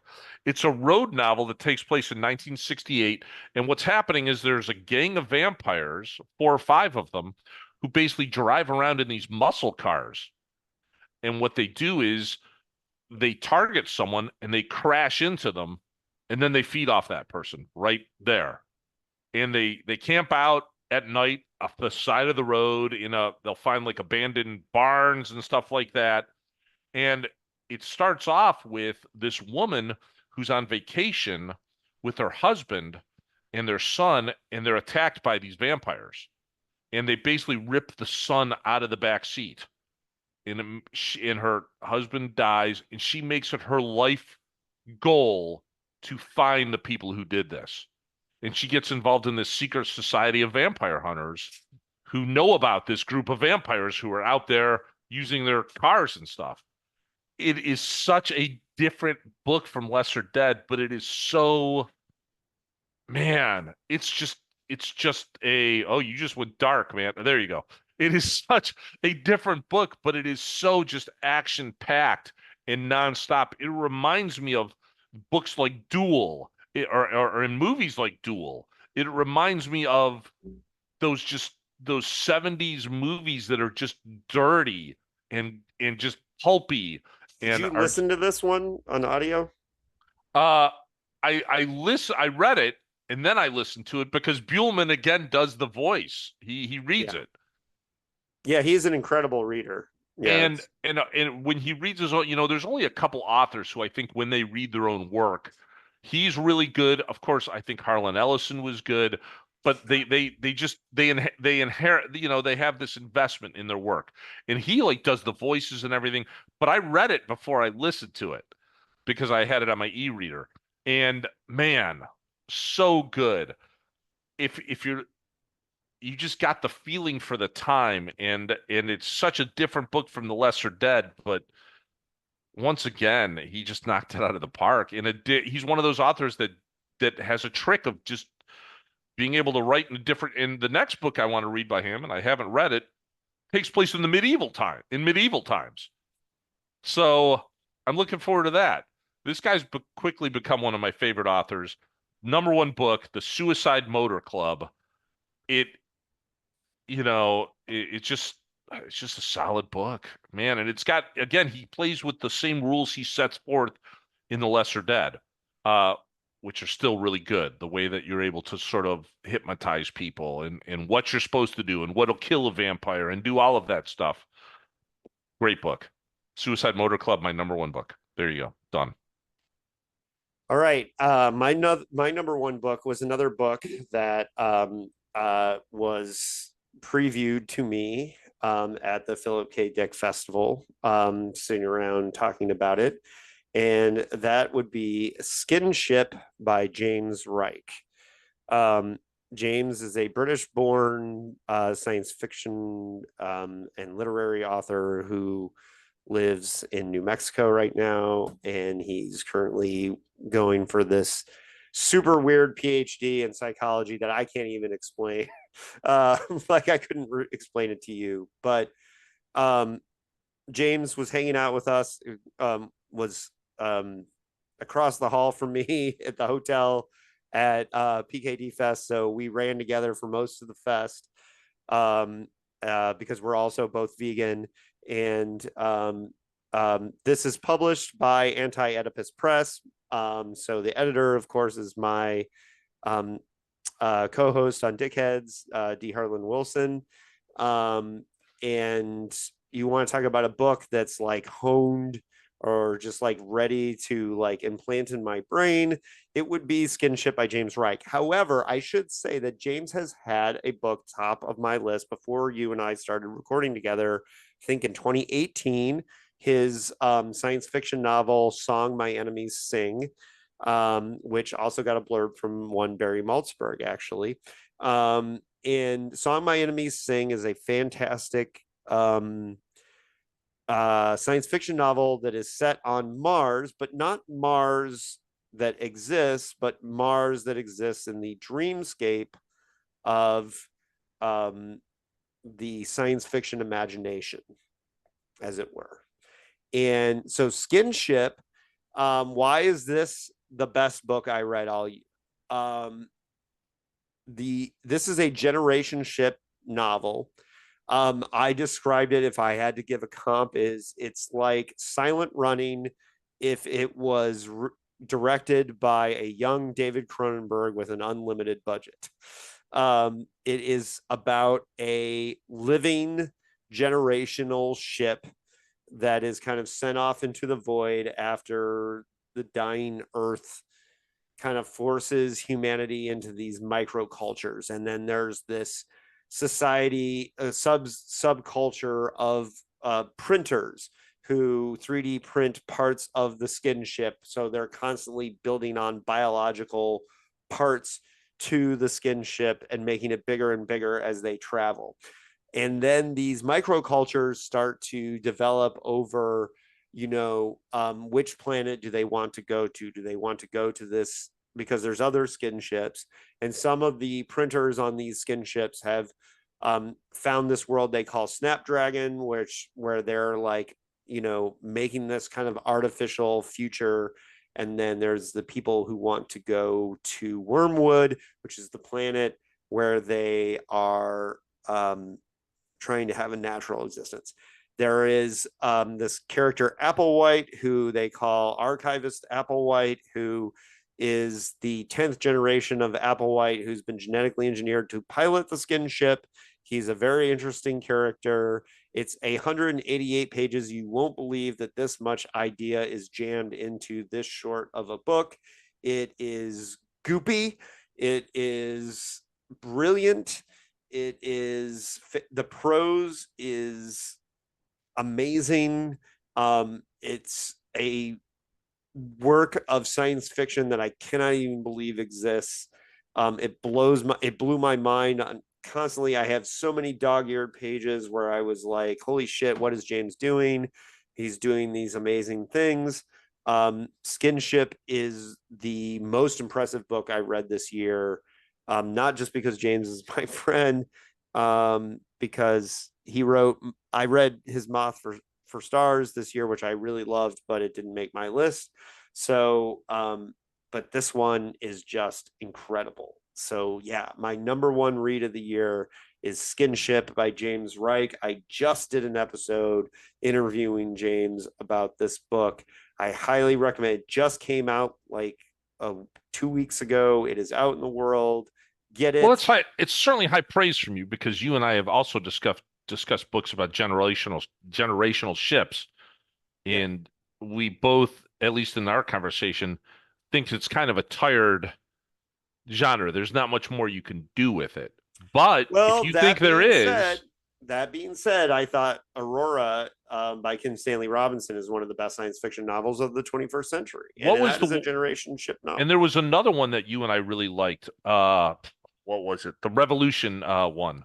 Um, Freeze Frame Revolution by Peter Watts. yeah, thought that That was a is, great idea because he did something totally new. So I'll look up Skinship absolutely yeah, because Skinship and Freeze Frame Revolution are a good pairing. pairing. Yeah, they're very All similar right. because they're about similar length, and um, um, it's funny you bring up Freeze Frame Revolution because I might give that book the edge still a little bit, but for this year, it Sure. was the most powerful because Free Frame Revolution is one of my favorite books that I read. Yeah. Totally blindsided me when I read it. Right, That and was great. Skinship, I knew it was coming because James talked to me about this book when we were sitting around at PKD Fest. So I knew it was coming, but honestly, I was afraid it couldn't live up to the hype that I had in my head because Um, I didn't think James could outdo Song My Enemies Sing, which I thought was a fantastic novel. Um, and I think Skinship, like, just you talk about a book that's just fine tuned for my brain. It was incredible. Now, is the Reformatory or Buffalo Hunter perhaps better books, better written books? Sure. Maybe, But it's not what you liked. I like but look, I can tell but you right I now, also my think Skinship, the prose is of a quality that is as good as anything that they did. James is a excellent, um, he's a brilliant guy, and his science fiction reflects that. And it's funny because I feel like very pulpy being around James. And it's funny because I just know he's totally disgusted by how much I love Star Trek and Star Wars when we're hanging out. But um, I joke with him about that all the time. But yeah, he is just it's an incredible book, Skinship by James Reich. So, very um, good. Mark, thoughts about heading into next year? Like, do you have stuff? Uh, do I have things I'm looking forward to? Um, I do want to mention one book, and look, I'm not a negative Nelly. I want to mention a book I read this year that I had so high hopes for, so high hopes for, and the reason I want to say a negative Nelly is because it's the second part of a duology, which it just didn't. I don't know why. it sort of failed, which was Echo of Worlds. And I know you and I had talked, and we were both very high on the first book. Oh, I Uh, haven't read that yet, so I'm a little worried. so when you get to it, I just felt that so much happened in that first book. The second book by Carrie just didn't live up to what the first book was. Yeah, I So fucking love that first it was book. almost the opposite of Fever House and Devil by Name to me. But that's a conversation for another day. What am I looking forward to next year? Well, I'm looking forward to Buffalo Hunter because you've mentioned it. I'm looking forward to some of the books you've mentioned here. Um, I think you'll love Skinship. It's got the you know, ooey I ha gooey gooey I have body a horror. I am looking forward to the Buellman book, and I know that he's already written sort of a prequel to that book. The first book that I'm looking forward to is Between Two Fires, and I know he's written a prequel to that book. Um, Honestly, I'm kind of going into this year. There's a couple nonfiction books that I'm looking forward to. There's a nonfiction book, and I'm forgetting the name of it, but it's on my list, which is about the state of horror and science fiction in 1982, regarding The Thing and Poltergeist and everything that happened in 1982. And that's supposed to be a very good book. I'm looking forward to that. Um, I'll just kind of see where the year takes me. I know that I have some books, and Well, I'll look at. the first arc that I got for next year that I'm very excited about is Where the Axe is Buried by Ray Naylor. Ah, That comes out in April. Um, his follow up novel to Mountains in the Sea. It's way more science fictional because I think it's like a little bit far future kind of thing. sure. I'm looking at what I have in my book here. There's a book called American Scary, which I recently purchased, which is a nonfiction book about moments in American history that has inspired and sort of contained horror. I'm looking at Pay the Piper, which is the unfinished George Romero book that was um, finished by who's the guy that finishes those books for him? Daniel Kraus. Yes, Daniel Kraus, called Pay the Piper. That is definitely high on my list. All the Fiends of Hell by Adam Neville, which is one that I didn't get to finish last year.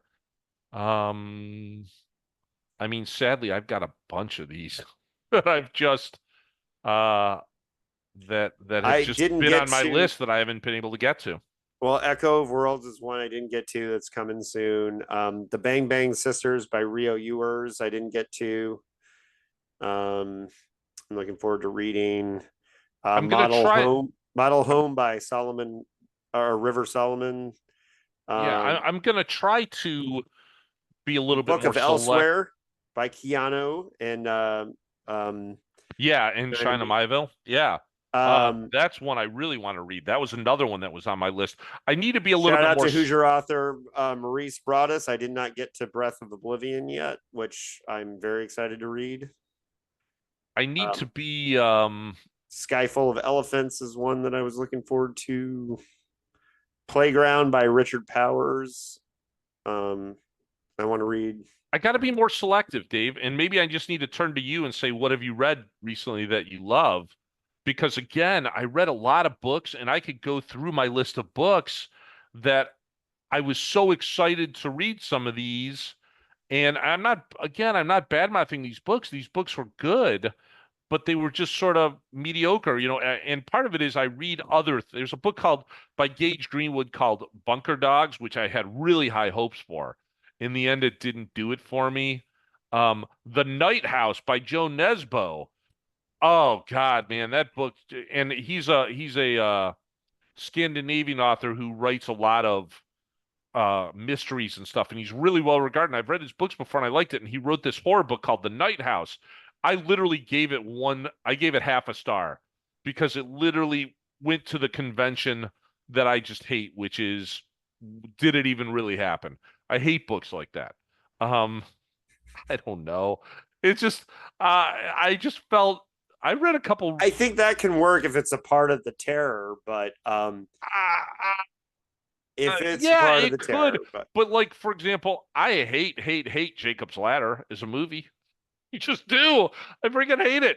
Hate it, Oh, hate it, dude, hate that's a it. great movie. I What are you didn't. talking about? It's one of No, those I'm movies saying that's good until if you get to the explanation, and then you're like, oh, this sucks, in my opinion. if the fact that it might not be real is an escape No, or no, I'm part of the with you there. terror. Yes, it is the on a different level. It's the Philip Dick Total Recall. We'll remember you for wholesale. If it's part of the paranoia that is this really existing, I'm with you. But if it's just your Deus Ex Machina, where it's like, Yeah. oh, don't worry about it. Like for example, I liked The Last House on Needless Street. That was great. Whereas I didn't feel that that was a cop out. Whereas this book, I felt it was a cop. It was oh, and you were there, and you were there. It was the Wizard of Oz, and you were there. Yeah. So I mean, I read a lot of those books, and I just need to stop doing that. I need to read better books. And I've Okay. got a good list now. Look, I've got it's just that's why I love doing this podcast with you every year. It turns me on to books which won't make my list next year because they were already on your list this year, but it's good stuff to read. Yeah. Well, sometimes they might be able to make your list. It's fine. On that note, some things that are coming up on this podcast feed. We've got Michael Allen Rose talking about the anthology Fragile, which is great.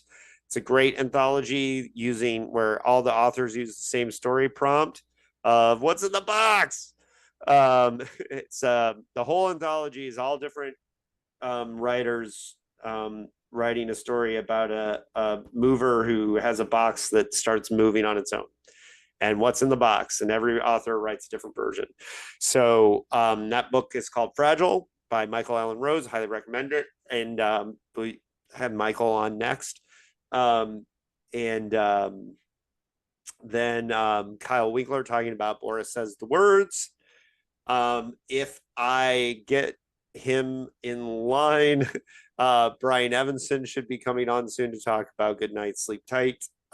We just need to figure out the timing. Some other things that are coming up on the podcast. The next Science Fiction Hall of Fame episode on Murray Leinster's First Contact. And at some point, I'm supposed to be on that. Who just knows when? There's like a million people you have though. So Yeah. You want to do First Contact? no, I was gonna do the was it the Bradbury or Zelazny one? Oh, I don't remember which Bradbury. one. Well, that's because I haven't gotten to Oh Bradbury, no, dude. I know it's a ways away. I think you're going in order, right? Yes, I'm going in order. Yeah, so it's those that's later in the thing. We've got to I've got to get my Star Trek Bridge crew together to talk about the finale of Star Trek Lower Decks. Which I still haven't gotten into Lower Decks. I just can't. Maybe it's just me. I got to No, think of it I'm as a not a big different fan of thing. Lower Decks, but I cover all Star Trek. I know you do. So I will say there are two episodes in the last season of Lower Decks that I actually really liked. So I um, watched one or two episodes and I was like, not for me. I get it, but not for it's me. not for me, but it's Star Trek, so I have to keep watching. I'm with you. Every once in a while, that every episode there's at least one time I laugh. But I will say, Star Wars Skeleton Crew, everyone should be watching. Everyone's saying that. I'm still hopeful that the Orville may be coming back at some And point. I actually think the Acolyte got better. It just started rough. Um, and There was so much promise to the concept of the Acolyte. That was the problem I had. yeah. And it wasn't as grand as I thought it should have been. Well, they needed another season to finish that story, and Yeah. I'm hoping that eventually they'll just rebrand as and do a Darth Plagueis series where they That or yeah, or you just do I was no, when I say as grand, I just wanted it to be an expansive universe, right? And for going back to that time, it wasn't. yeah. And maybe you can't do that on TV. I think you probably can. They just didn't want to commit to it. I don't know. Well, but Skeleton Crew is great. It's fantastic. It's wonderful. The no notes needed. It's really wonderful. So everyone should be watching it because I don't want that show to fall prey to the same bullshit that Star Wars fans put through all that shit. So yeah, and other stuff coming up on the podcast. I don't know. We have I have some stuff planned, but but yeah, we got a lot of episodes. I always during Christmas break, I always try to make up for a bunch of episodes. So, but yeah, that Kyle Winkler one's really good. So come back for that one, and we'll do our best movies of the year with Anthony and Issa closer to New Year's. I'm still watching movies. Well, this is my break from this is I literally finished my last book of the year yesterday.